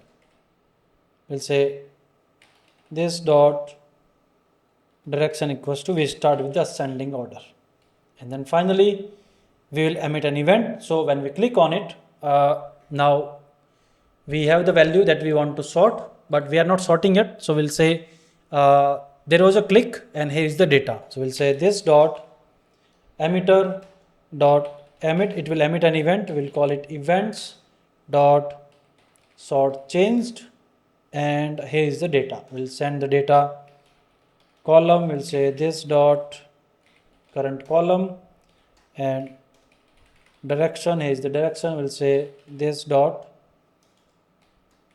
direction. So when we click on it, it will just update its values, what is the column, what is the direction, and it will emit the sort change event. Now who will listen for sort change event? It will be our data manager. So this all flow will make sense once we have the complete implementation. So in here we have the data load. Let's add one more method that will say this dot emitter dot on, and we listen for events dot sort changed, and then our callback will say this dot process data. So once the sort change is there, we need to process the data. So to process the data, let's go to the process data, and here we'll define a variable. We'll call it data equals to this dot raw data. Now we are not directly mutating the original raw data, we're just creating a shallow copy of it and adding to our data.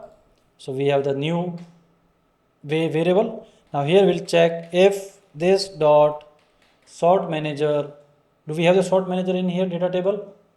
No, we don't have. So we will need the sort manager. because the data manager need access to all and everything, like all the managers, all the render, it needs to have some access.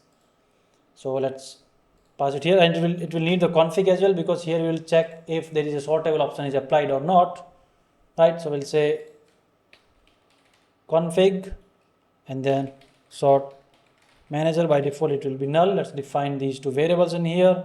We have the emitter, then we'll say here is the config and here is the sort manager. We'll receive all these things. Let's initialize the value. Config equals to config, our sort manager equals to sort manager. Now we'll say this dot sort manager is there, and we'll say this dot config dot get. If sortable is true, then we'll process the data. We'll say data equals to this dot sort manager dot apply. We'll create a function, we'll pass the data, apply, it will process the data. So once we have the data, we'll update our process data, then we'll say emit the change. Emit change will send the process data. So we don't have this apply method right now. Let's just save it for now, and we haven't passed these two things to our data manager. We'll pass that as well. So first let's work on this part. So in our data table, we have the data manager in here. We need to pass two more arguments. Second is the config, and the last is the sort manager. Do we have the sort manager in here?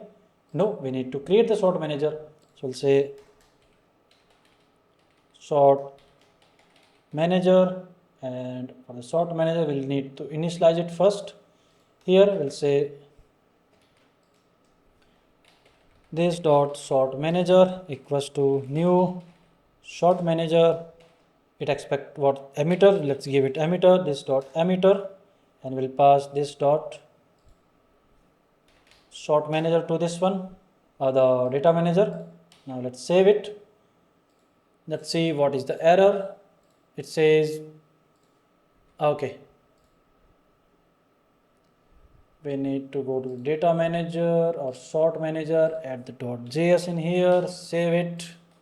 That's okay. It says this dot sort manager apply. Yep, we don't have the apply method yet. So if we look at our data manager, we are calling this apply method, but we don't have inside our sort manager. We check the sort manager, there is no apply method.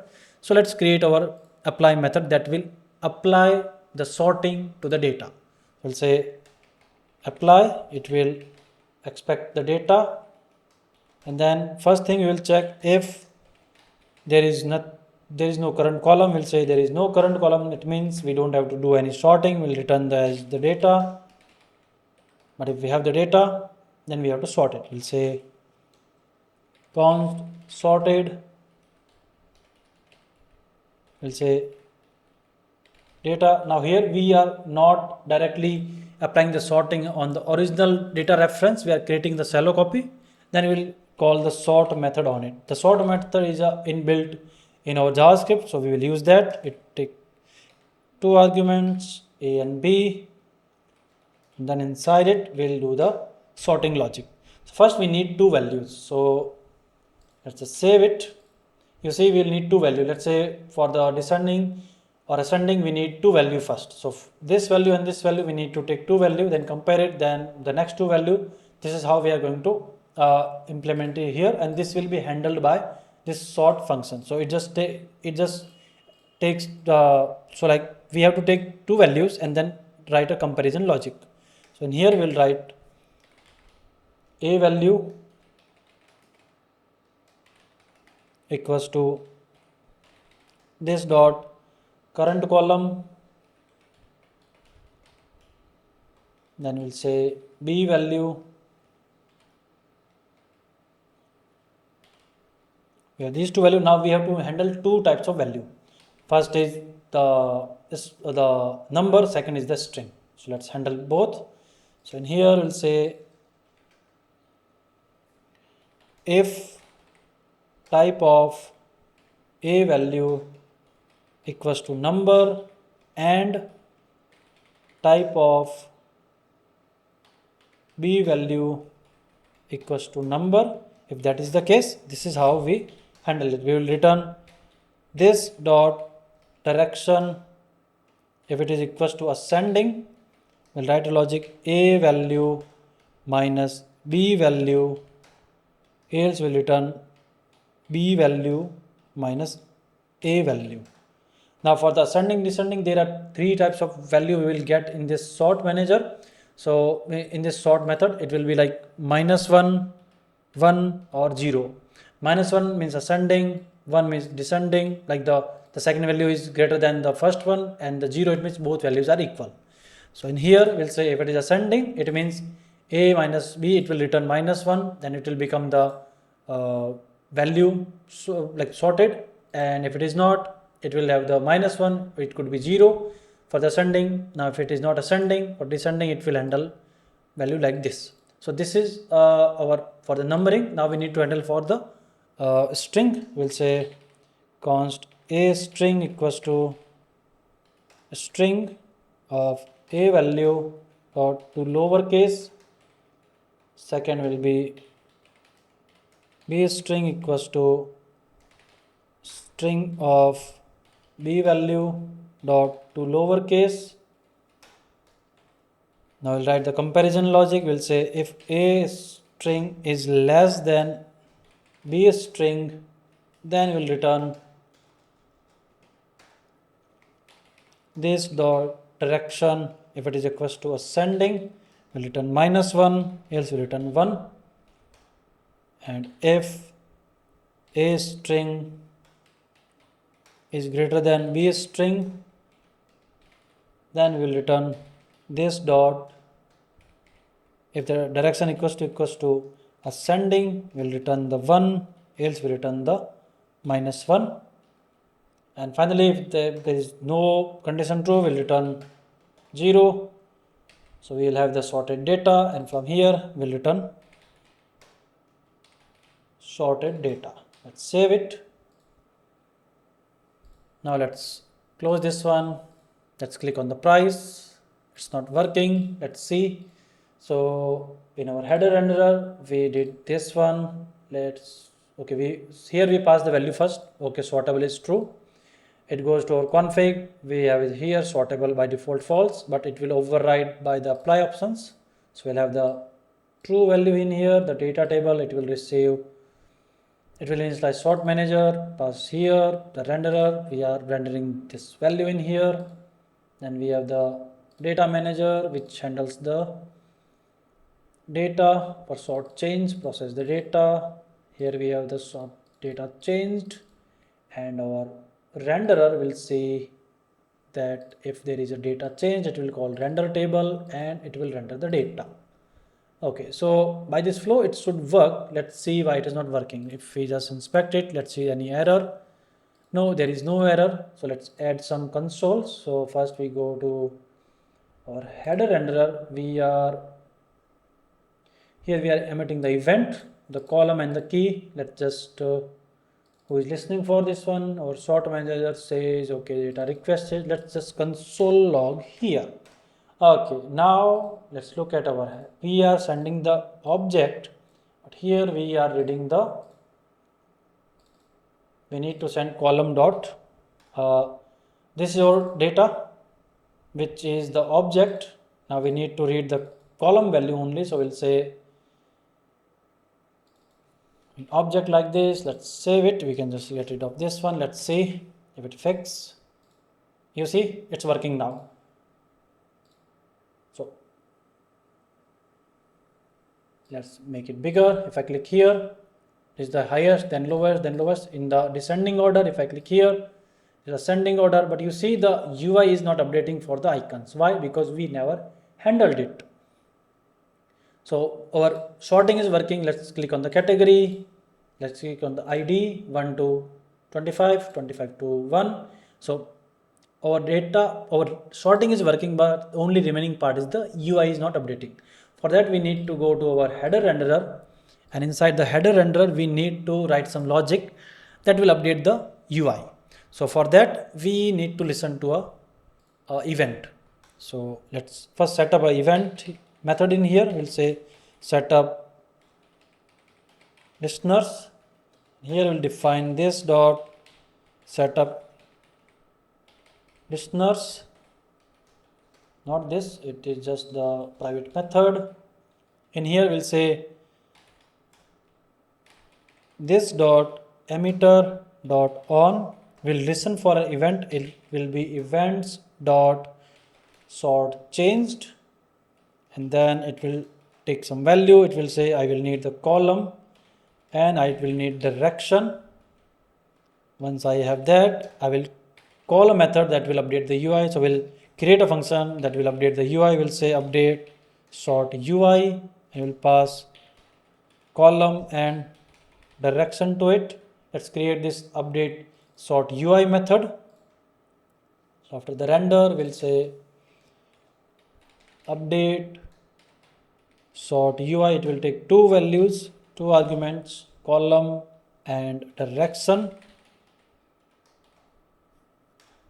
Now let's write the logic. So first, if we don't have this dot t head, it means there is no head available. We will just return. But if it is there, we'll say this dot. First, let's get all the t heads. So we'll say this dot t head dot query selector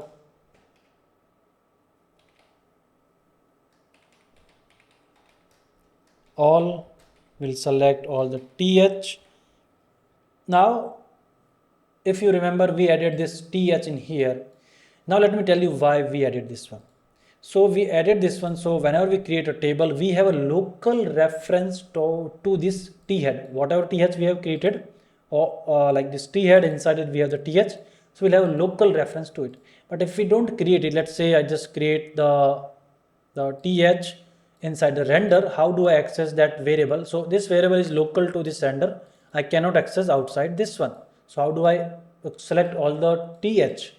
If I go with like document.query selector, if I make it like document.query selector, this will work if we have only one table on the page. But what if I have multiple table on the page? Then it will not work as we want it to work. So that way, so to solve that problem, we created a local variable and stored the th in here. Now we can just directly query this value and we'll get the all th. So we'll say this dot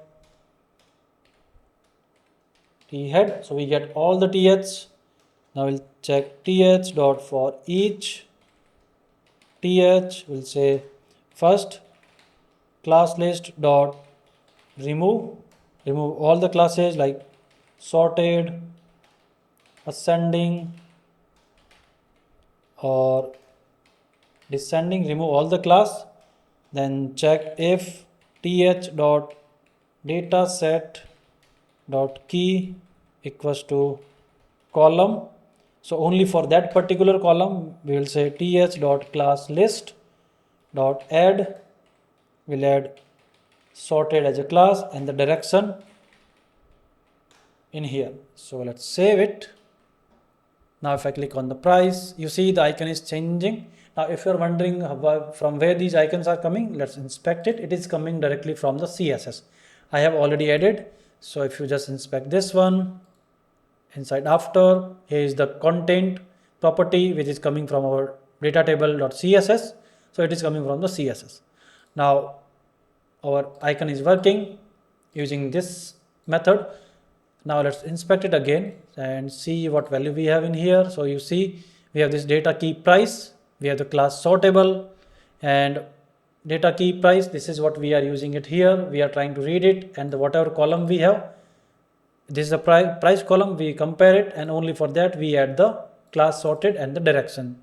So we have the class sorted in here, we added this one in here, so it's working just fine.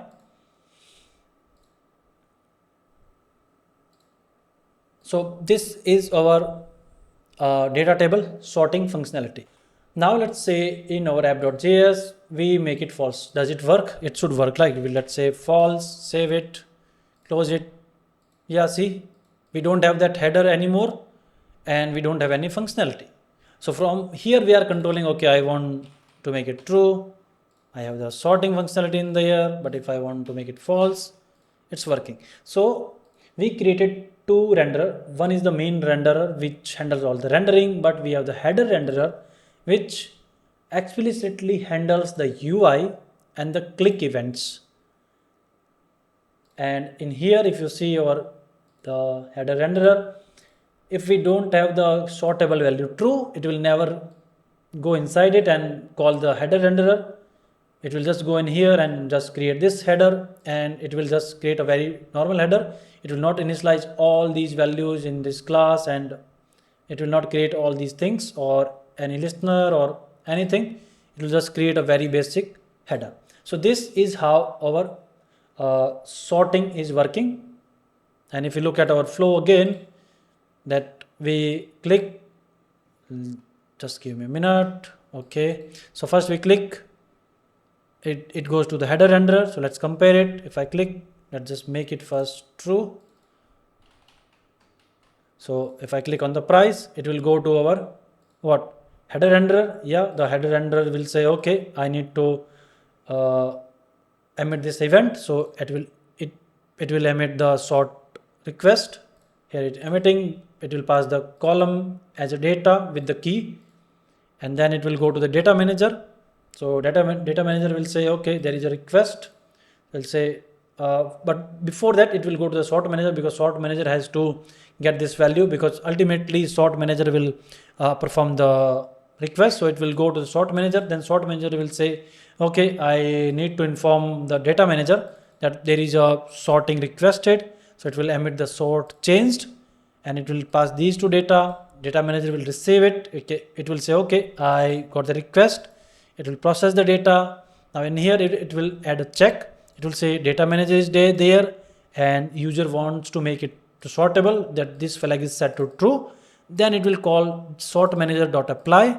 It will go to the apply. So this processing, it is all happening from here, and it is internally calling the sort manager. Here it will apply the sorting, return the data which is sorted. Now go back to the data manager. It will receive the data and it will update the data variable, and then it will set the process data value and emit the change. It will say, oh, okay, data is changed. So got the process data with sorting.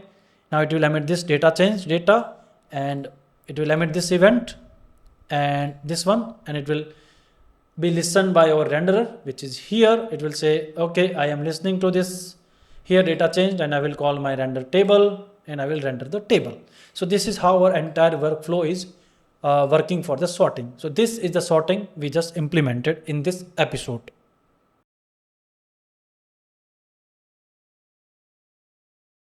In this episode, we will create pagination functionality for our data table. First, let's look at the final product. This is how we are going to display the pagination. Some text, and then we have the drop down to change the page size, and then we have number of pages in here.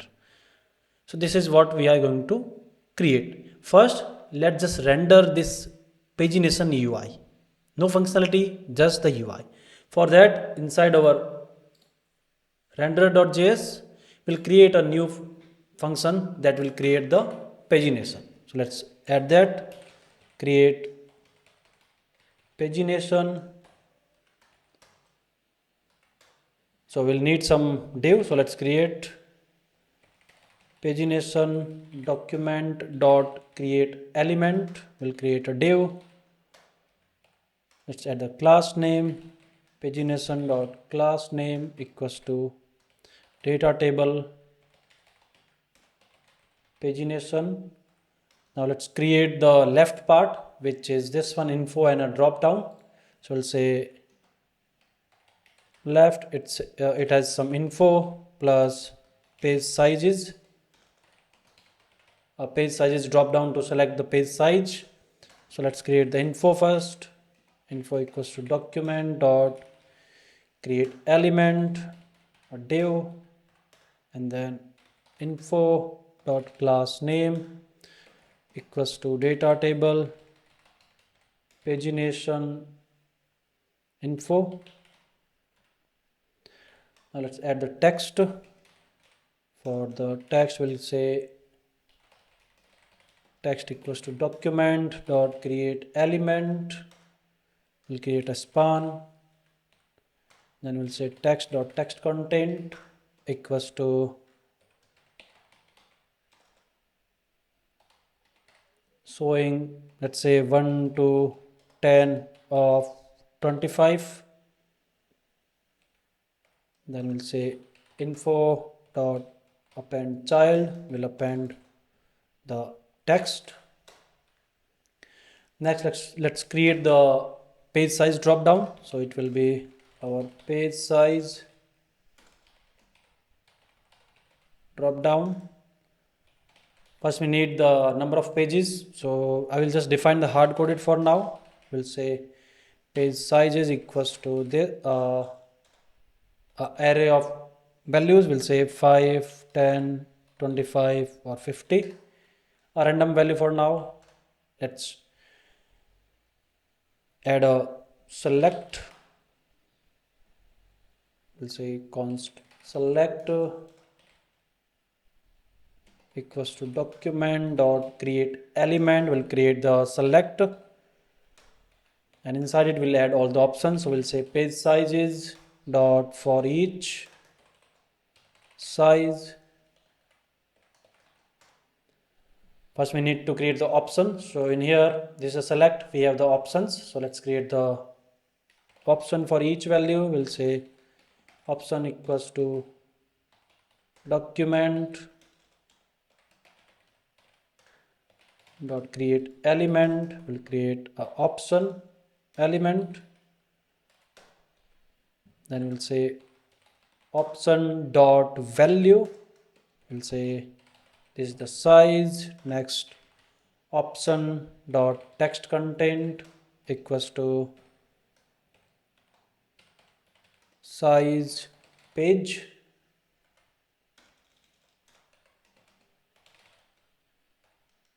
Next, we need to make one value selected. So for now, I will say if size equals to, let's say 5, then I will make it selected. So we'll say option dot selected equals to true.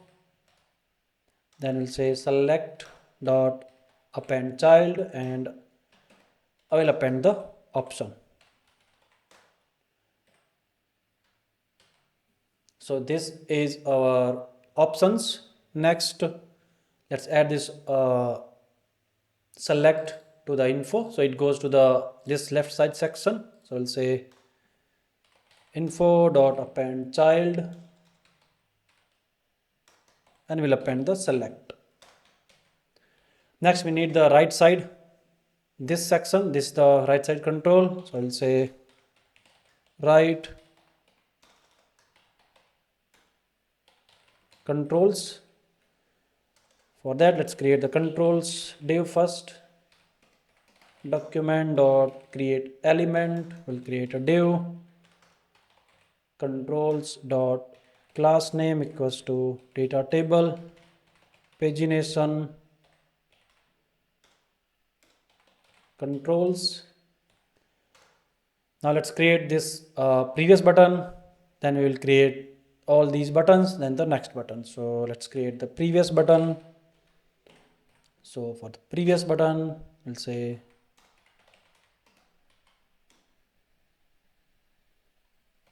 previous equals to document dot create element. We'll create a button, and previous dot text content, and I will add a small icon in here. You can find the same icon in the source code. And then previous dot disabled, because we have to make it disabled if the page is, if it is the first page is active. So I will say equals to true. For now we will make it by default disable. Later when we add the functionality, it will become dynamic. So it's here. Next we need to add this to the controls. So we'll say controls dot append child, we'll say previous. Now we need these pages, so let's say pages, we'll create a for loop. So we'll say let page equals to 1, page is less than 5, page plus plus. For now it is hard coded, later we'll make it dynamic. So for this we'll create a button document dot create element, we'll create a button in here, then we'll say button dot text content equals to page, and then we will make first button active for now. So we'll say if page equals to 1, then we'll say button dot class list dot add, we'll add active, and then we'll add to the controls. So we'll say controls dot append child, we'll add the button. So these are these pages. Next we need the next button. So let's create next button.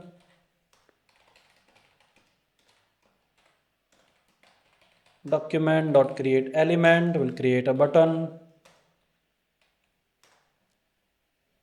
Next dot text content, I will again add a icon, and you can find the icon in the source code. Let me just copy it, I'll put it here. Next we'll make it disable false for now because it is not the last page active. So we'll say this next disable equals to false, and then we'll append it to the controls. So we'll say controls dot append child, will append the next button, and then we'll say pagination dot append, where is your pagination? This is your pagination. Inside it we need to move it here. We'll say pagination dot append child. First let's append the info, the left side, then we'll say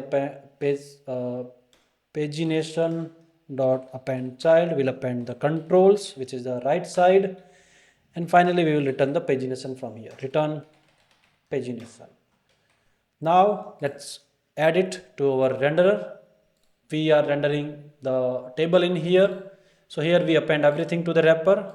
Now once we have appended the table container, we can append our pagination to it. So let's append it there. After this we'll say,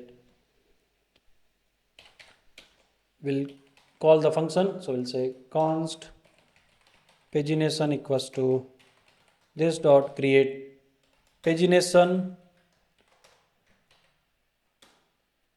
and then we'll add a check pagination. If there is a pagination generated by our create pagination method, we'll say wrapper dot append child, and we'll append pagination. So let's save it. Now we will go to our pagination episode, scroll down, refresh the page. Yep, it is there. You see we have this UI and we have this UI in here. It's not looking good. Let's look at our code again. So we'll go to the pagination. In here we have pagination in here. It's all good, only the right side is not looking good. So let's come in here. Okay, this is pagination. Okay, we have it here looking good, and this icon is not coming here. So left the previous button, this is your previous button, is not looking good. So let's inspect it. What is wrong in here? It is disabled. Okay, it does not have the icon. Okay, it should be the text content, not the text. It should be text content. Let's see now. Scroll. Yeah, we have it here. So our UI is ready. Now we can integrate the functionality. So for the functionality, we'll create a manager like we did for sorting. we created a short manager, we'll create a new manager for pagination. We'll call it pagination manager. So let's create a new manager. We'll call it pagination manager.js. Let's create the class. We'll say class pagination manager. Now it will need few things. It will need the emitter. So let's define the variables. Emitter, it will need some other variables. Current page, by default we will be on the page 1. We'll need the page size. By default we'll add the 10, and total pages, total items or pages, not the pages, the items, how many items we have. We'll say it's 0, why? Because we don't know how many items we will have. We'll say 0. Now let's use the constructor to initialize the values. It will receive 2 arguments, emitter and page size. Let's add the default. If we don't pass some value, we'll say it's a 10, and here we'll say this dot emitter equals to emitter, this dot page size equals to page size. Now if we look at our pagination, we have some functionality here. We select the page size, so we need to add functionality in here, previous button, next button, and these pages. So let's start with this drop down. So whenever we select this one, we need some functionality to handle it. So that will be our set page size. So let's add that function first. So in here I will say set page size. It will receive the size, and then it will check if size is not equals to this dot page size, then we'll say this dot page size equals to size, and then we will reset our current page because we have updated the number of items to display on the page. So we'll say current page go back to the 1, then we will omit the change because we are not directly calling any functions. We just say we have changed the page size. Now whoever is listening to this event, they will make their required changes. So we will say emit change. We'll require this method later. For now we just leave it. Next we will need the few more functions. So when we click on this previous button, we'll need like the previous button handler, next button handler, and when we click on the go to page, we'll need that as well. So let's add the previous button. We'll say previous page or previous button, we can say, let's say previous page, and this it will add a check first that if this dot current page is greater than 1, only then we can go to the previous page. Then we'll say this dot, we'll create one more helper function later that will take the value and open that page. It will be go to page, and we will pass the value this dot current page minus 1. I will add the next page. So for the next page, we'll say next page. It will check if this dot current page is less than the total pages, because if we don't know, if we know that it is less than total pages, only then we can go to the next page. And to get all the pages, we'll create a helper function later. But for now, we can say go get total page, and once we have the total page, and if we know that it is less than that, then we'll say this dot go to page, and we'll pass the this dot current page plus 1. Now let's create this go to page, this go to page function. So in here we'll say go to page, and it will take the page number where it has to go. Then it will say first let's get the total number of pages.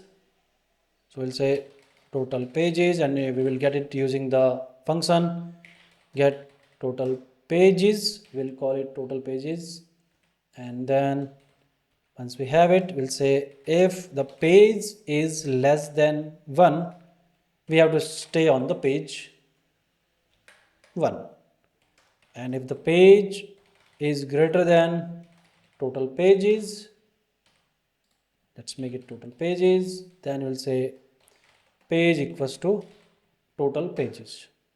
Then we'll say if this dot current page is not equals to page, then we'll say this dot current page equals to page. When this is done, we'll omit the change. This dot omit change, we'll write this function later. So we have go to page. Now let's create the get total pages function. So for that we'll say get total pages, and it will return a value. So it will be math.sale, and we'll say this dot total items divided by page size. So that way we will get our total page sizes. Now let's create this emit change method. So emit change, and it will emit an event.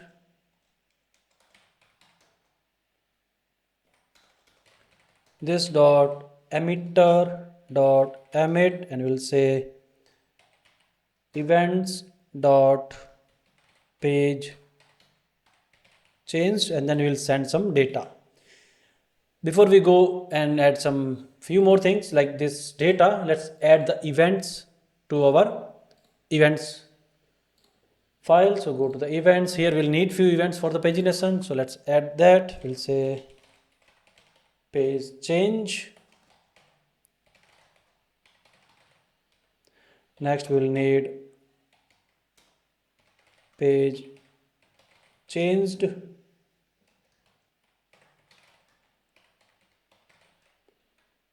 the next we will need page size change.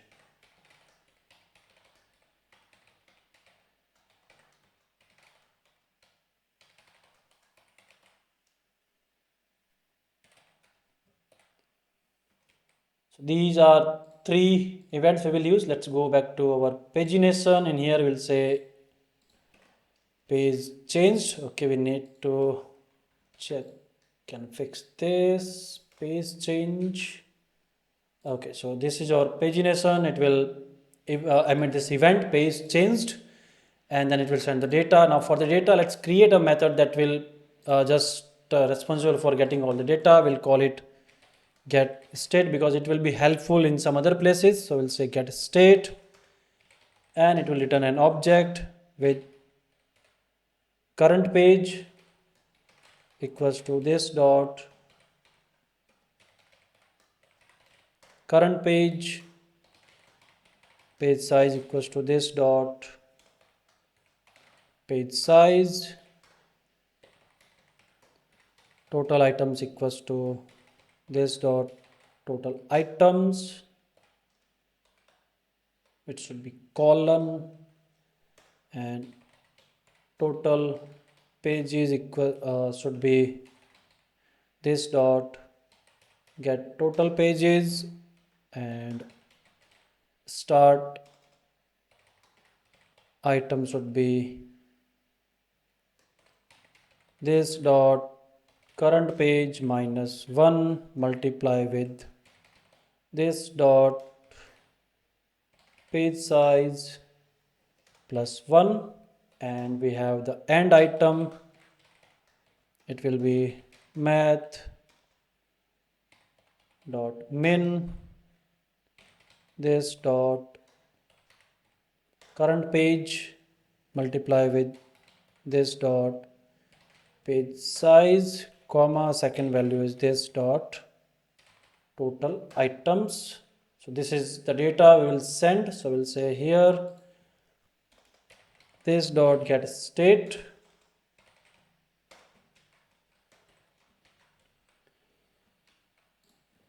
so now we have the pagination in place. Next we need to make this pagination dynamic, so let's do that. Now let's go to our config first. In here we have these 2 default values. Now we will add 2 more. So we'll say this dot settings dot set will set page size. By default we'll make it 10, and we'll add one more, this dot settings dot set will say page sizes. We'll make it an empty array with 5, 10, 25 and 50 as a drop down. This is the default value, but we can override when we pass the options. So now let's go to the data table. In here, let's go to our init manager. So we'll initialize our pagination. For that, let's create a new manager in here. We'll say pagination manager, and in here we will initialize it, this dot pagination manager equals to new pagination manager. We have to export it, so let's add, here we need to add the .js first so it don't fail. Let's add the export in here. Now back to the data table, the pagination, import it, and it expect emitter. Then we'll say this dot emitter, and the page size, for that we can say this dot config dot get, we'll say page size. Now the pagination manager we have to pass to renderer, so our renderer will have the access to the some pagination of the data. So the third option will pass pagination manager. Now let's go to the renderer. In here, let's define the pagination manager, and we will get the pagination manager in here. By default, we'll make it null. Let's add it here. This dot pagination manager equals to pagination manager. Now let's go to our create pagination. First, we'll check in here that if we have this dot pagination manager, like if we don't have it, we will just return from it. There is nothing to create. We'll say return null. Now if we have it, now we'll get the data from our pagination. So we'll say state equals to this dot pagination manager dot get state, and we'll get all the data that we have defined in our pagination manager. If you look at here and this get state, we'll get all these data. Now we can make our pagination dynamic. So first thing, let's just update this thing in here, showing 1 to 10. We'll say showing state dot start item, and here we'll say state dot end item,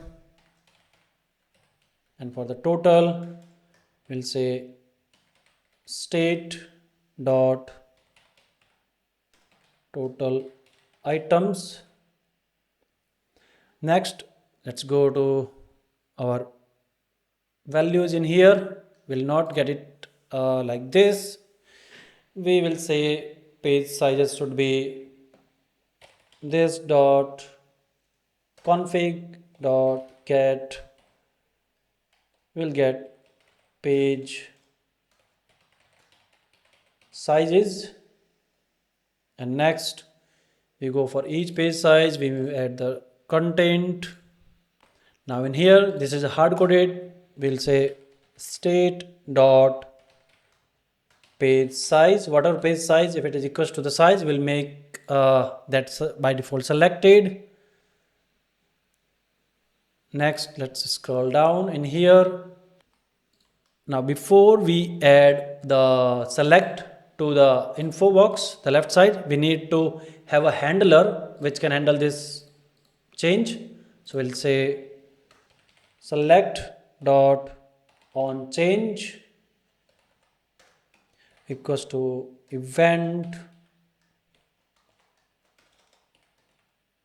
and it will be a function. We'll say this dot emitter dot emit. We will emit an event because we are changing the page size, so we'll say page size change, and then we'll send some data. We'll say here is the size. We'll say number, we'll make it a number value, not a text string number. We'll say e dot target dot value, so we'll send the page size when we emit the change.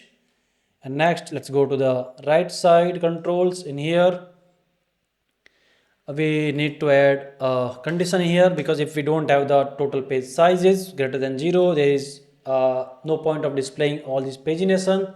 So we'll say if state dot total pages is greater than 0, only then we'll display all these buttons. So let's scroll down. We have the controls and we'll add it here. Now scroll up. Now we need to add few things in here. So for this disable, by default we cannot make it disable all the time. We'll make it dynamic. We'll say state dot current page equals to 1. Then we make it disable. Then we need to add the click handler, because when we click on this page, so we'll say previous dot on click. We'll add a event handler. We'll say this dot emitter dot emit. We need to emit an event. The event will be events dot page change.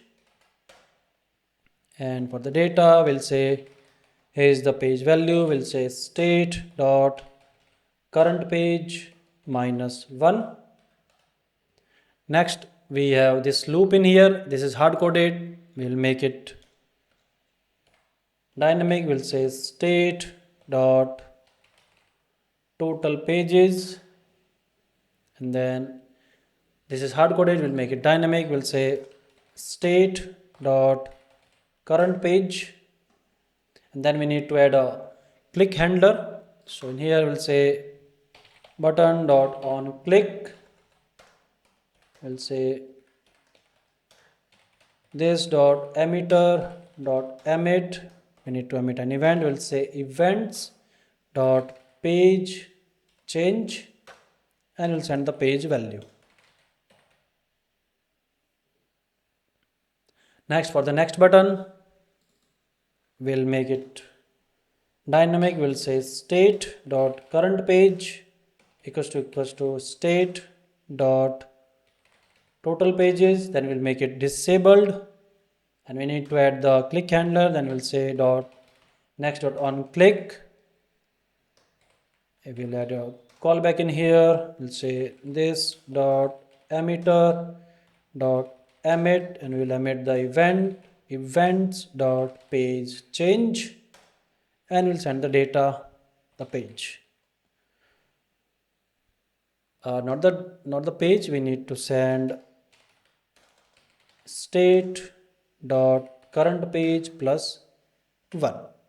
So this is our next page. Now let's save it and let's see. Okay, we need to go to the data table. We need to save this one. We create a pagination. Okay, let's see it here. No error, but it is not working. We have this page size is there, but our pagination is not there. It says 1 of 0 undefined. So let's go to the config. It's all good in here. Let's go to, so we have the page size, and this is rendering here. The active is also 10 because by default we make page size 10. Okay, what is the logic behind this one? Let's go in here. Pagination, if we scroll up, we say total pages should be greater than 0. Let's check that. Total pages equals to, okay, let's just see what value we get for this one. So if we just say console log and we just log this value. Let's see, we said we are getting the 0. Okay, let's get these two values. Let's move this one in here. Let's just get different value. We get the total page size, we don't get the total pages. Okay, let's save it. Yeah, total pages is 0. Where is it? It's here.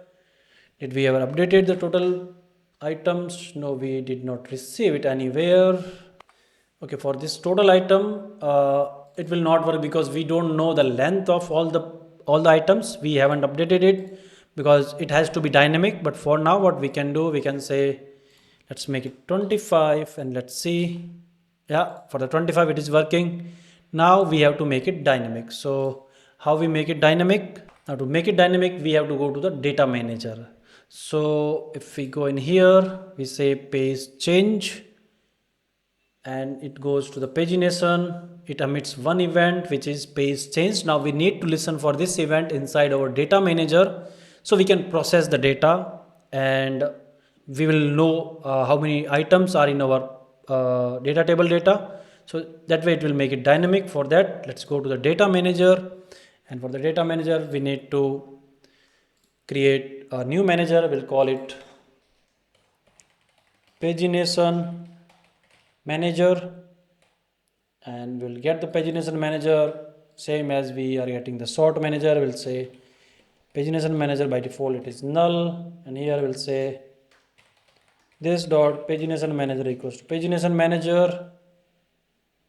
Now we need to listen for this event, so we are listening for data load. Okay, sort change. Okay, now we'll need one more listener. We'll say this dot emitter dot on. We listen for events dot page changed, and here's the callback. We'll say whenever the page changes, we need to process the data, so we'll say process data. Now let's go to the process data in here. So we have this raw data, then we say if I have the sort manager, then we apply the sorting. And let's once we apply the sorting, we need to we will just recalculate our pagination. So we'll say if we have the this dot pagination manager, then we'll say I need to get the new pagination. So we'll say this dot pagination manager dot apply. We'll pass it the data. Now inside the pagination manager, we'll create this apply. So let's go to the pagination manager. Let's create one more method in here. We'll say apply, and we'll take the data, and in here we will have our the total items set. So we'll say this dot total items equals to data dot length, and in here we need to do one more thing because we need to get the data, like whatever the page size is, based on that we need to send the data. So if it is 5, we only send 5 data back to display on the table, so we need to cut the data. So we'll have the start of the data. We'll say this dot current page minus 1 multiply with this dot page size, then we'll say and equals to start plus this dot page size, and then we'll return data dot slice.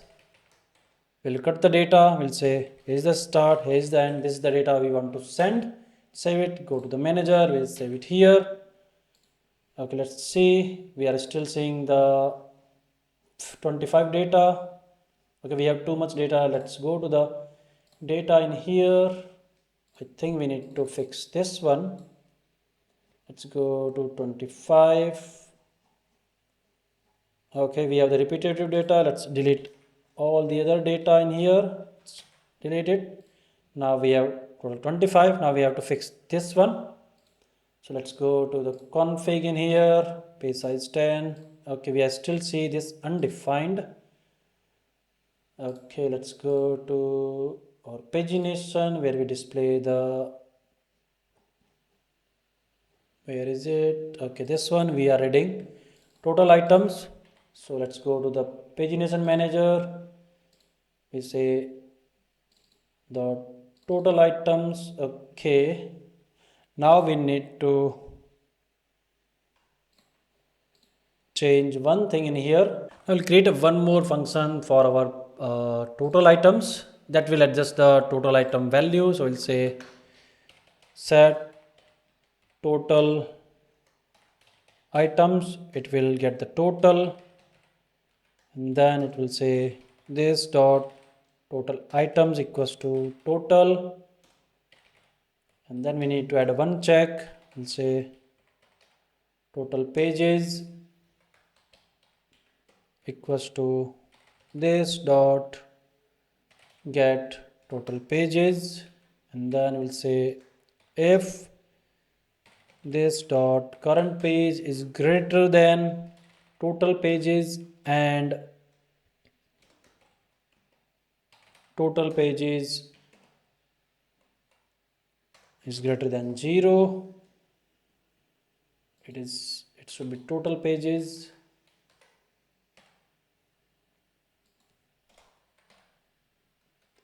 then we'll say this dot current page equals to total pages. Save this.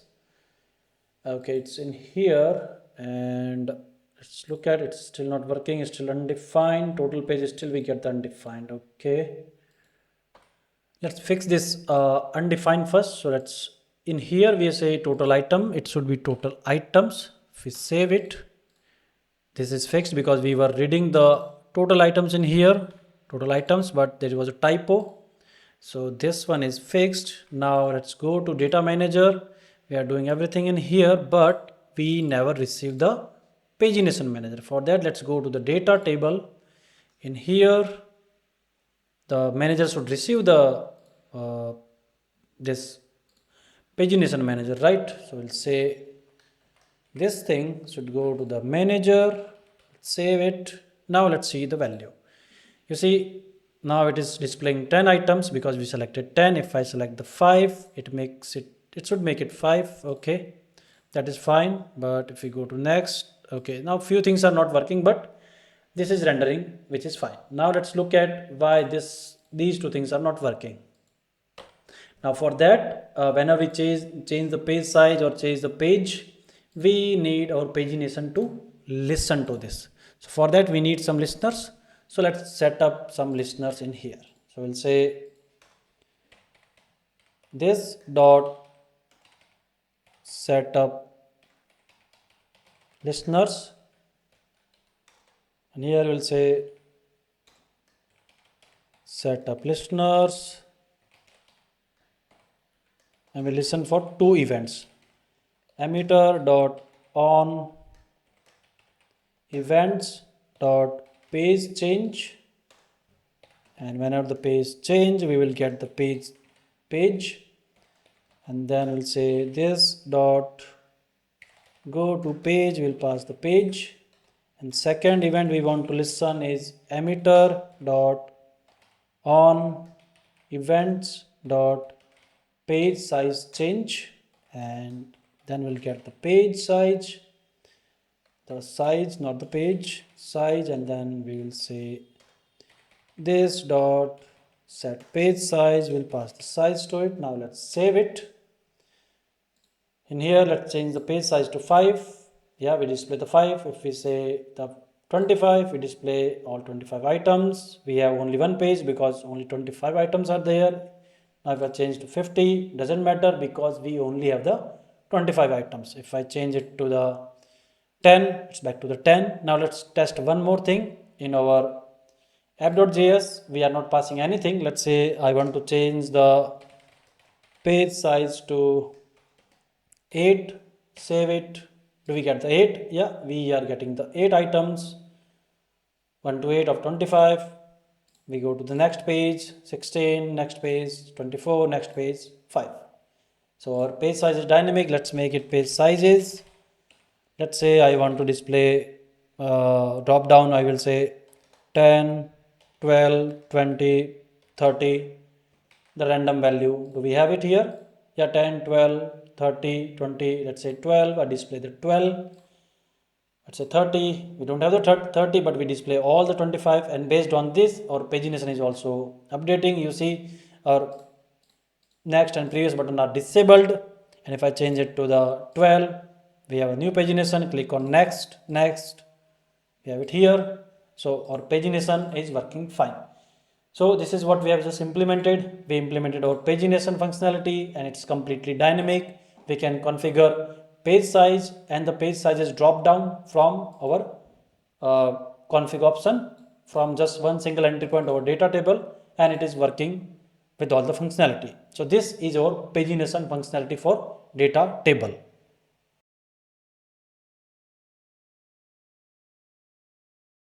Let me show you the final look of this filter table. We will have this filter option. We will type something and it will filter out the data. If we type something which is not in the data, it will display a empty message, and if we clear this again, it will display all the data. So this is what we are implementing in this episode. Now to start with, first we will need the UI and then the functionality. Now before we write the code, let's see the flow in which this search will work. So for the data table, we will have the input option for user to type. Let's say user type electronics. Then that search term will go to the search filter. The search filter, this search input, it will emit an event.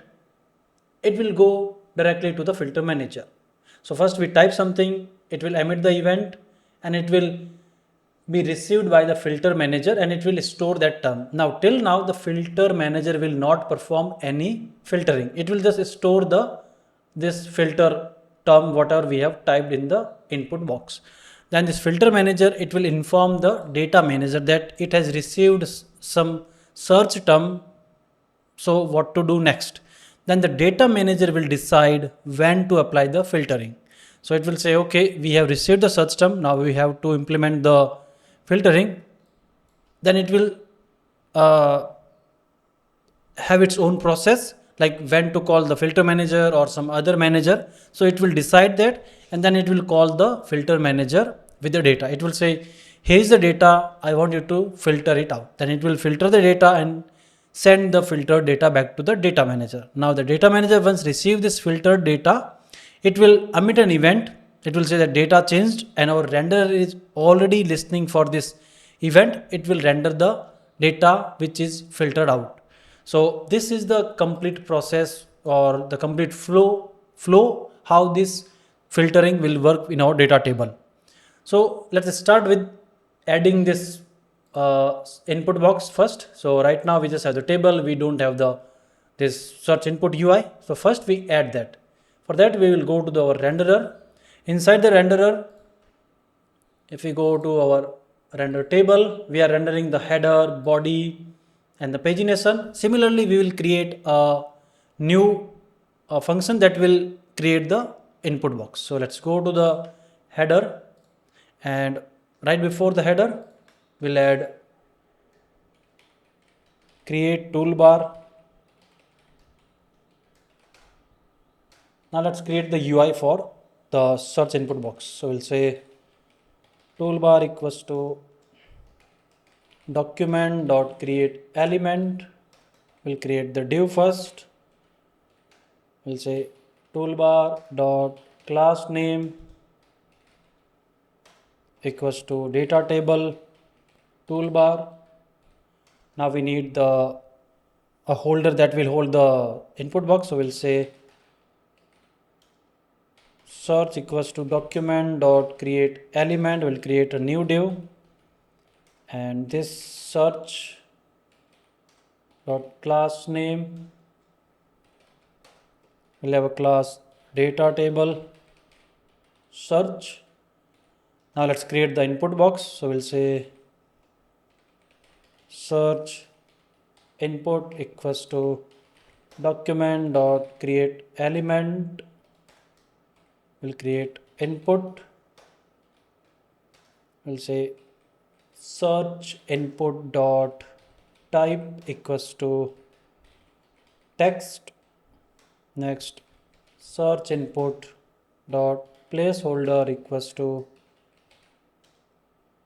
search, and then now we have this search input box. We'll append to our search and then the toolbar. So we'll say search dot append child. We'll append the search input first, and then toolbar dot append child, and we'll append the search. So this is our UI. Now we need to return it. So we'll say return toolbar. Now we have to use this toolbar. So let's go to our render table. Here we have the table container, we have this wrapper, we have the table. Now where we add it? So outside the table container, we will add our search box in here. Just above the data table, we will add it here. So in here we'll say wrapper dot append child, and we'll say this dot create toolbar, and we'll save it.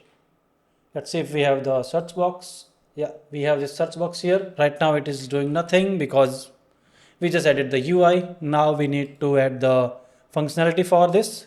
So if we type something in here, if we look at our flow, we need to emit an event.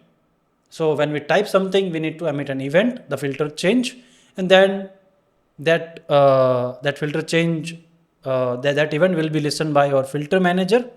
So we need to emit some event. So for that we need to add some events first. So let's go to our events. In here we'll add filter change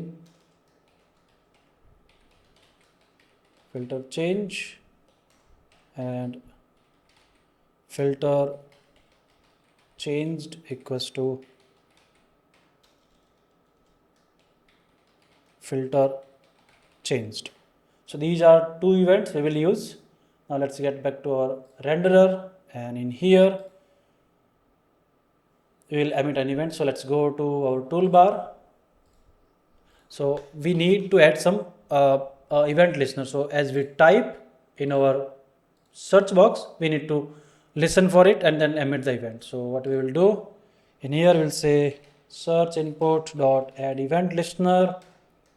We'll add the input, and then we'll say is the callback. We'll say this dot emitter dot emit. We'll emit an events dot filter change, and we'll send the data. We'll send an object with the term as a key. We'll say e dot target dot value.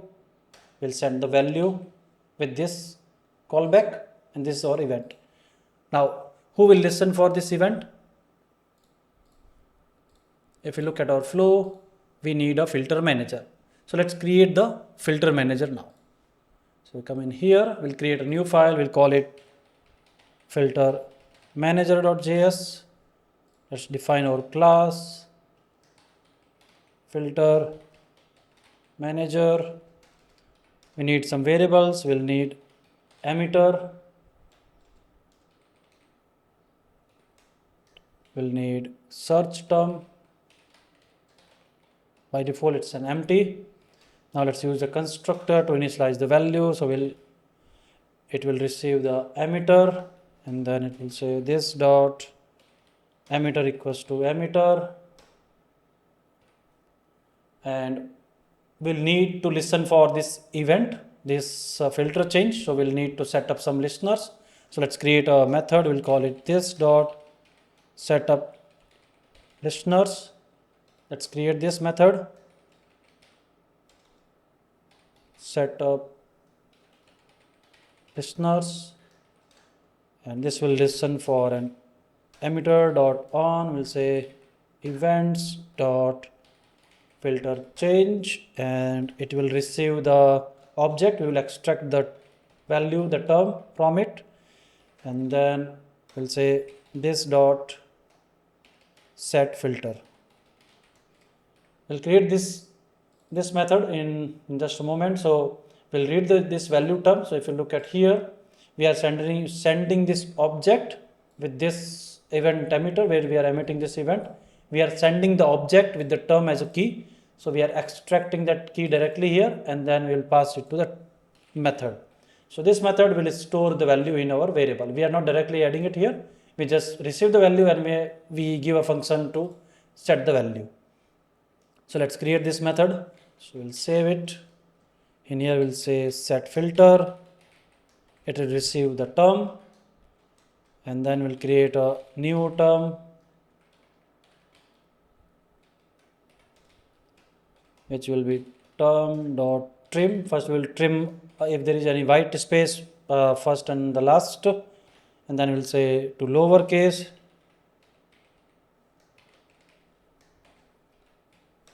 Then we'll check if this dot search term, our existing search term, is not equals to this new term. If it is equal, then there is no point of updating the value. But if it is not, then we'll update the value. Search term equals to new term. And once we have this term stored, now we need to emit an event. So we'll say this dot emitter, not the emitter, this dot emit change. We'll use this method to emit an event, because if you look at our flow, we receive this filter change right here. We store the value, then we have to tell the filter manager about this new thing that we just received. So we need to emit the change, because we directly don't communicate with any of the manager. We just emit an event. So we'll create this emit change. So let's create it here and say emit change, and it will say this dot emitter dot emit. It will emit an event. It will say events dot filter changed, and it will send the data. We'll send an object with the term. We'll say this dot. We are sending this data. If we need any case, we can just use the search term directly. We are just passing the data. So this is our emit event. Now let's go to our data manager. In here, in our data manager, if we look at here, we have all these listeners: data load, sort changed. We have the page changed. Now we'll add one more for the filter change. So we'll say this dot emitter dot on events dot filter changed, and here is the callback, and here we'll say this dot process data. Now in our process data, if you look at our process data, this is here. So what we do in here, we take the raw data, and then we check if we have the sort manager, then we sort the data, then we check if we have the pagination manager, then we apply the pagination, and then we take the process data and emit the change, and with that emit change we pass the processed data. Now we have two managers already in here, sort manager and the pagination manager. Now where does this our filter manager fits? So if you look at our table, this is our data, and on this data we apply the filtering. If you look at over here, the filtering is here, and we have the pagination in here. Now but if we filter the data, filter means it will reduce the data list. Like let's say we have the 20 data, and we filter out the data, let's say mouse, and not in here. In here we will say, let's say we apply this for the mouse. You see we have only two results. So first we will filter out the data, so we have less data, and once we have this data, then we apply the sort manager. Because why do we apply sort manager on all the data when we don't need it? We only need this sort manager for the filter data. So first we will filter out the data, then we sort, and then we apply the pagination. So in here we'll say if this dot filter manager. Now if you notice that right now we don't have the filter manager, we will just pass the filter manager to our data manager. Then we'll say data equals to this dot filter manager dot apply. We'll pass the data. Now we need this filter manager, as we have this sort manager in here. Similarly, we need the filter manager. So let's add it here. We'll say filter manager. Now we will receive the filter. We are receiving the sort manager pagination. Let's put the filter manager here. We'll say filter manager, by default value is null. We'll receive it, and here we'll say this dot filter manager equals to filter manager. So this is how we will receive the filter manager, and then we will pass the filter manager this data to apply the filtering. Now let's go to our data table, because in here we need to create the instance. So we created the instance for the sort manager, the pagination manager. Now we need to create instance for our filter manager. So in here we'll say this dot filter manager. We don't have it right now, but we'll create it. New filter manager, and we will pass it this dot emitter. Now let's create this filter manager variable. So if we go in here, we have these managers in here. We'll create filter manager. Now let's go to our filter manager, because we have to export it. So we'll say export, and if you remember, we have to add the .js, so it can easily, so it can work, otherwise it will throw an error. Now let's go back to the data table. In here we have the filter manager. Now we need to pass the filter manager to our data manager.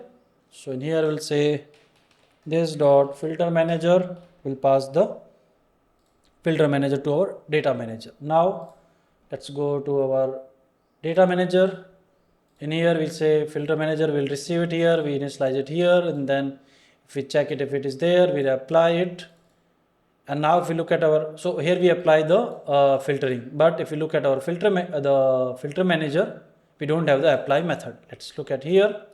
We don't have the apply manager, because now we need the filtering. So we'll create the filter, this apply method in here. So let's create it here. We'll say apply, it will take the data, and then it will filter the data. Now first thing we need to do, if we don't have any search term, it means we don't have to apply the filter. We will say if there is no search term, then just return the data, whatever data we have.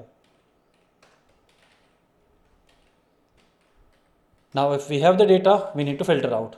But first, if we want to filter the data, we need the columns. Why we need the columns? Because we are applying the filter on these rows, and that need to know about the, like if it is a product name, or it is a category, or the price. So we need this this columns list. So how do we get the column list in our filter manager? For that we need to pass one more thing to our filter manager, and that will be the config. Using the config we can receive the configuration, and there we will get the columns. We'll say config, and here we'll receive the config as well, and we'll say this dot config equals to config. Now we need to go to the data manager. Now we need to go to our data table. In here we are passing the filter manager. It receives emitter, it will receive the this dot config as well. Now we have access to the config. If we go back to our filter manager, we receive the config. Now we can access the columns in here. So let's go in here. First let's get the columns. So we'll say columns equals to this dot config dot get. We will say we need the columns, and then we need to get the searchable keys. So we'll say const searchable keys. Now what is the searchable key? Let's see it here. We have the columns dot map. We go to each column and we get the column dot key. So what will happen here? We have the columns. The column is an array of the object. So if you look at our data, wait a minute, let's go to the data table in here, app.renderer. You see the columns, it is the array of object with the key and the label. We need the key because we need to compare this key with our data. So here is the data and here is our keys. So we'll use the key to filter out the data. So let's go back to our filter manager. We got the columns, we got the key. Now this is an array of keys, a string. So we have all the keys in an array. So here we'll do data.filter.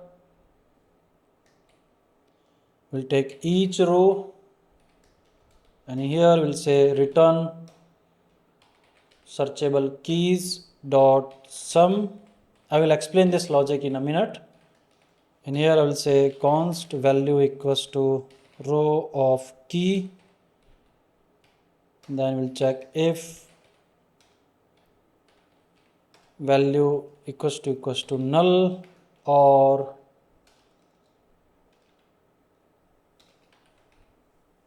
value equals to undefined. Then we return false. Else we'll return a string of value. We convert value into a string first, then we'll say to lowercase, and then we'll check includes this dot search term. So we'll return a true from here, like if it is included, it will return the true. Now let's save it. Now we need to return the data, so we'll say return here as well. Now let's see this logic, what it is. So first we get the columns. If you look at our app.js, these are the columns, which is array of object. It contains two things, key and label, but we are filtering out the key only. So we'll get the array of keys. It will be like this. It will have like the ID or name or category. It will be an array of the keys. Now we have this array of key. So what will happen? We got all these values of all the keys in an array. We take the searchable key and the data is already over. What is the data? Data is an array of object. So we apply this filter. We'll take each row. Then we go to the searchable key dot sum. We take one key from this one. Let's say we take the name. Then it will take the key. And now it will read the value. How it will read the value? If you look at here, we have these keys. So it will say the row of the name or row of category. It will receive this as a value. And if it includes the search term, let's say I type mouse and our data, which is category, if it is as a mouse or the name has the mouse, then it will say okay, it has this one, it will return the true. Now why we are using the sum? What does the sum do? In this every row we have all these values, right? If any of these values includes our search term, it will stop there and it will return the value as true. If it is not true, it will just return the false, then it will go to the next. As soon as it finds the true, it will stop there and it will say this row contains that value, and it will return the true. The true will be received by the filter. Filter will say okay, this row data includes the search term, I need to keep this. So it will say okay, I need to keep this. It will take that and put it into the array, and finally it will return the array of objects, the row, all the row value in an array. Then we'll return that data back to our data manager. In here it will apply it. We will take that data. We have filter out. Now we take this data, we check okay, we need to sort it. So we'll say okay, let's make it a sortable, like sort the data. Okay, now let's add the pagination in here. So once we have that, then we process the data, we give it to the process data. Now let's see in action. If I just refresh the page, okay, something is wrong. Let's see. the console it says filter manager is not defined, data table 46. Let's go in here. This one we did not import it. Let's import it here. Let's go up. Filter manager is there. Let's save it. Let's close this one. Let's say mouse. You see, we have filtered the data. We have only 7 data which is filtered with the mouse. But if you check, our search term is gone, and this is not efficient as we have the this one. If I remove this one, let's say if I type mouse, it filter out the data and it still keeps the search term. Now why is that? Our filter is working, that is fine, but the implementation is not good. Why is that? Because if you look at our renderer, what we do here, every time when we receive the data, we create the wrapper, we create the toolbar, we create the table container, then we add everything.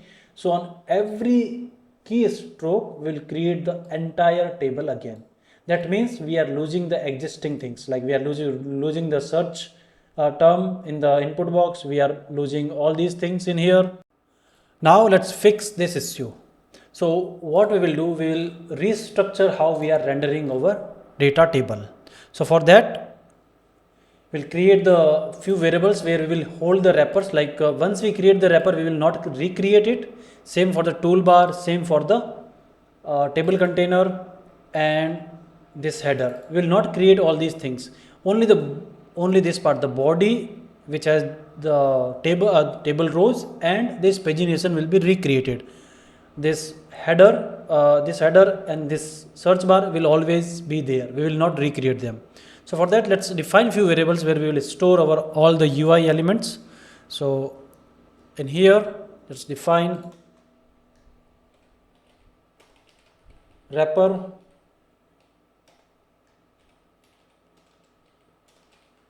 table container, table body, pagination container, and search input.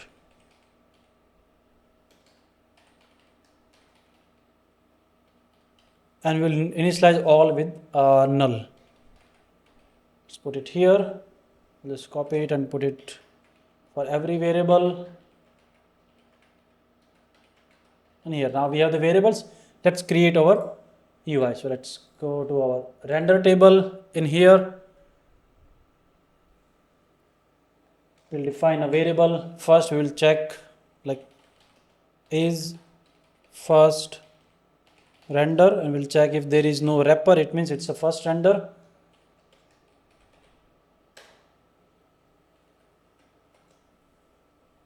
Let's fix the variable name, it's a wrapper. Now here we'll check if is it first renderer. If it is a first render, only then we will create the basic UI. So let's move everything in here. We'll remove it from here to, let's put it here for now. First we create the wrapper. Let's put it into the this dot wrapper. We'll update this one. Next we have this toolbar. We'll add it inside the wrapper. Next let's add the table container. We add it here. This is the table container we have. Next we have the table. So let's create the table and we will store inside this dot table. Then we have the table class. Next we have the header. Let's put it here. Next we have the body. So we'll create this. Where is this body? We will not create it here.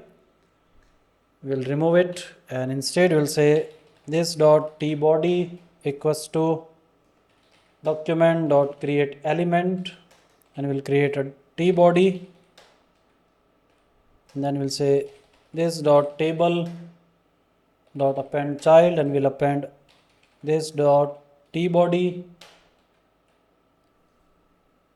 Next let's add the table container. We will append this dot table, and inside wrapper we'll add this dot table container. And for the pagination, we'll create this dot pagination container equals to document dot create element will create div, and it will have, we'll add it to wrapper dot append child, we'll say this dot pagination container, and here we'll say this dot container dot inner HTML equals to empty. We will clear out first, and then we'll say this dot container dot append child, and we'll append this dot wrapper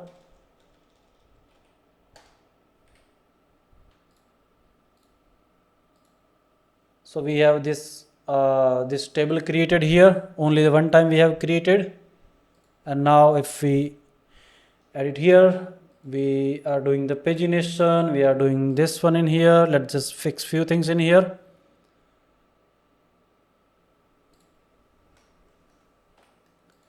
Here we'll say a new body will create. Let's say this dot create body, and then we'll say this the dot t body equals to new t body. Next, for the pagination, we have created the pagination in here, but before that we'll say this dot pagination container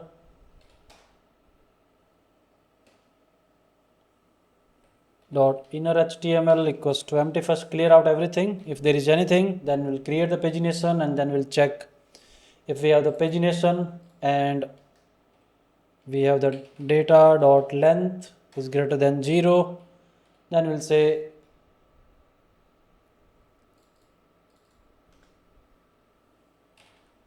this dot pagination container dot append child will append the pagination. We don't need this one in here. We can save it now. Let's see if we inspect this one. Okay, it says cannot read property of undefined reading for each create body, line number 97. Okay, that's true. Let's see what we are doing it here. Create body. Okay, body expect the data, so let's pass the data to the body. Okay, we still don't have the table. Okay, for the body to appear, we need to change it to replace with, and we replace it with new body. Save it. Now we have the table rendering, and we created this once. Now let's try. If I say search, see this is rendering. If I just type something else, okay, let's see what is happening in here. There is no error in here, but let's refresh the page. We type something, everything is gone, but we still have 8 data.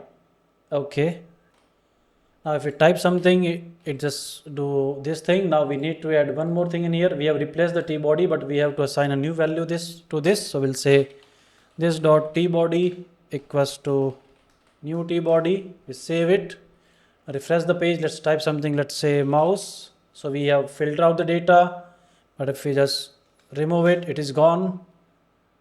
So if I type something, if there is no data, it will display nothing. Now we will add this message. So if you look at our final table, if we type something, if it is not there, it displays the data. So we'll add this this message for our filtering. So let's add that. Now for this one, we'll create a new new function that will create this UI. So let's create this one, create body, create header, above header. Let's add the new function, create empty state. Here we'll say empty equals to document dot create element. We'll create a div empty dot class name equals to data table empty, then create the icon, document dot create element, we'll create a div, and icon dot class name equals to data table empty icon, then icon dot text content equals to, now I will bring a icon, I will copy and paste. You can find this icon in the source code, so I'll add it here. Next I will add the message UI, so we'll say message equals to document dot create element, create a div, then message dot class name equals to data table empty message, and message dot text content equals to no results found. This is our message. Now let's add the hint equals to document dot create element, we'll create a div, then hint dot class name equals to data table empty hint, then hint dot text content equals to try adjusting your search terms, and we'll say empty dot append child, will append the icon first, then empty dot append child will append the message, and the last will say empty dot append child will append the hint, and at the end we'll say return empty. So this is our data table. Now let's use this. We will go to here. Now this one we create our data table. Now here we have to add the logic. So we'll say if data dot length equals to 0, then we display that UI, that empty message, else we'll display the body. So we'll move this part inside here. Now for if there is no data, let's add the empty. So for that we'll say this dot table dot style dot display none. Then first we'll check if we have already added this empty UI or not. So we'll say existing empty equals to this dot table container dot query selector, we'll say data table empty, and we'll check if we have existing empty, then we'll say existing empty dot remove, and then we'll say this dot table container dot append child will append this dot create empty state. And if we don't have, and if we have the data, then again we have to do this thing again, because if it is already there we have to remove it. So we'll say style display none, we have to remove this value, and then we have to find it and then remove it, so we can add the new body in here. So now let's save it, let's filter the refresh the page. Now if I type something, let's say mouse, see if I type something, it is there, display it. If not there, we display this empty message. So our filtering is working, our error message is working. Now there is one thing we need to fix. So if right now, if you see here, whenever we type something, our table start filtering the data. This is okay when we have the very limited data, but if we have thousands of data, this is not a good search. We need to add something so we can make it more efficient in search. So for that we need to do one thing in here. So we'll add a delay when we type a search term. Now for that we need to go to our create toolbar. Now create toolbar spelling is wrong. Let's fix that as well. So let's scroll up. Not the pagination, not body, not header, not empty state, create toolbar. Yeah, let's fix this one here first. Okay, now in here, when we type something, right now we are immediately, this event listener immediately call our callback. Now we need to fix it. For that, we'll create a debounce method that will wait for some time, like that will not immediately fire. It will fire only after if we stop typing inside our input box. So for that, we'll create a debounce.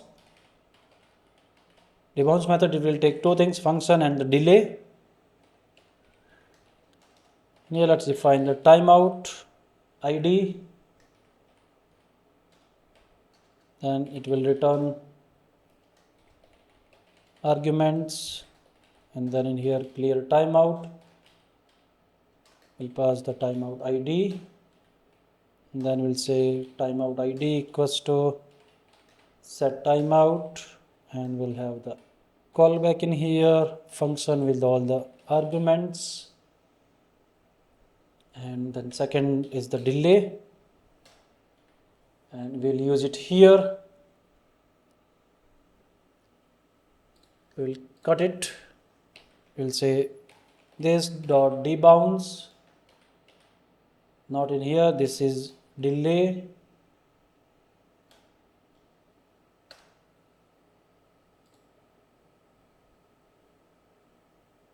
We come in here, we remove this callback, we cut it. In here we'll add this dot debounce. It will take two things, one is the callback function and second is the delay. We'll add the 300 second delay. So let's save it. Now let's see what happens. If I keep typing, see nothing is happening, but as soon as I stop typing, it serves the terms. So why this is good? Because if we just keep filtering the data as we type, it will process on every keystroke. But now if I don't stop typing, it will not search it. But if as soon as I just stop it, let's say T and stop, then it will search it. If I say double T, then it searches. Now right now we have very small. Let's make it 3000, means 3 seconds. Let's save it. If I type something mouse, see I'm not typing, waiting. You see, it took its time and then it filtered the data. So this way we can, we just made our filtering very efficient, and now it will not search on every keystroke. It will wait for some time and then it will perform the search. So let's make it 300 millisecond again. So in this episode, what we did, we added this search filtering in here, and we also improved our rendering. So we just create this part in here only once. So this search, this header and the whole table container only created once. Only the table body and this pagination will be created whenever we filter the data. So this is how our filtering is working. So this is it in this episode. And again, if you want to look at how we did it, we have this one in here. This was our flow. Let's let it load. We type something, filter out, go to the filter manager, then filter manager says inform the data manager. Data manager decides when to do the filtering. It filter the data, get the data, give it to the renderer, and our table renders the data. So this is the complete flow for our filtering. We just created our data table from scratch with vanilla JavaScript, with features like filtering with search, sorting for each column, the page size, the pagination, everything from scratch. And this is also configurable. So this is it in this project. I will see you in next project.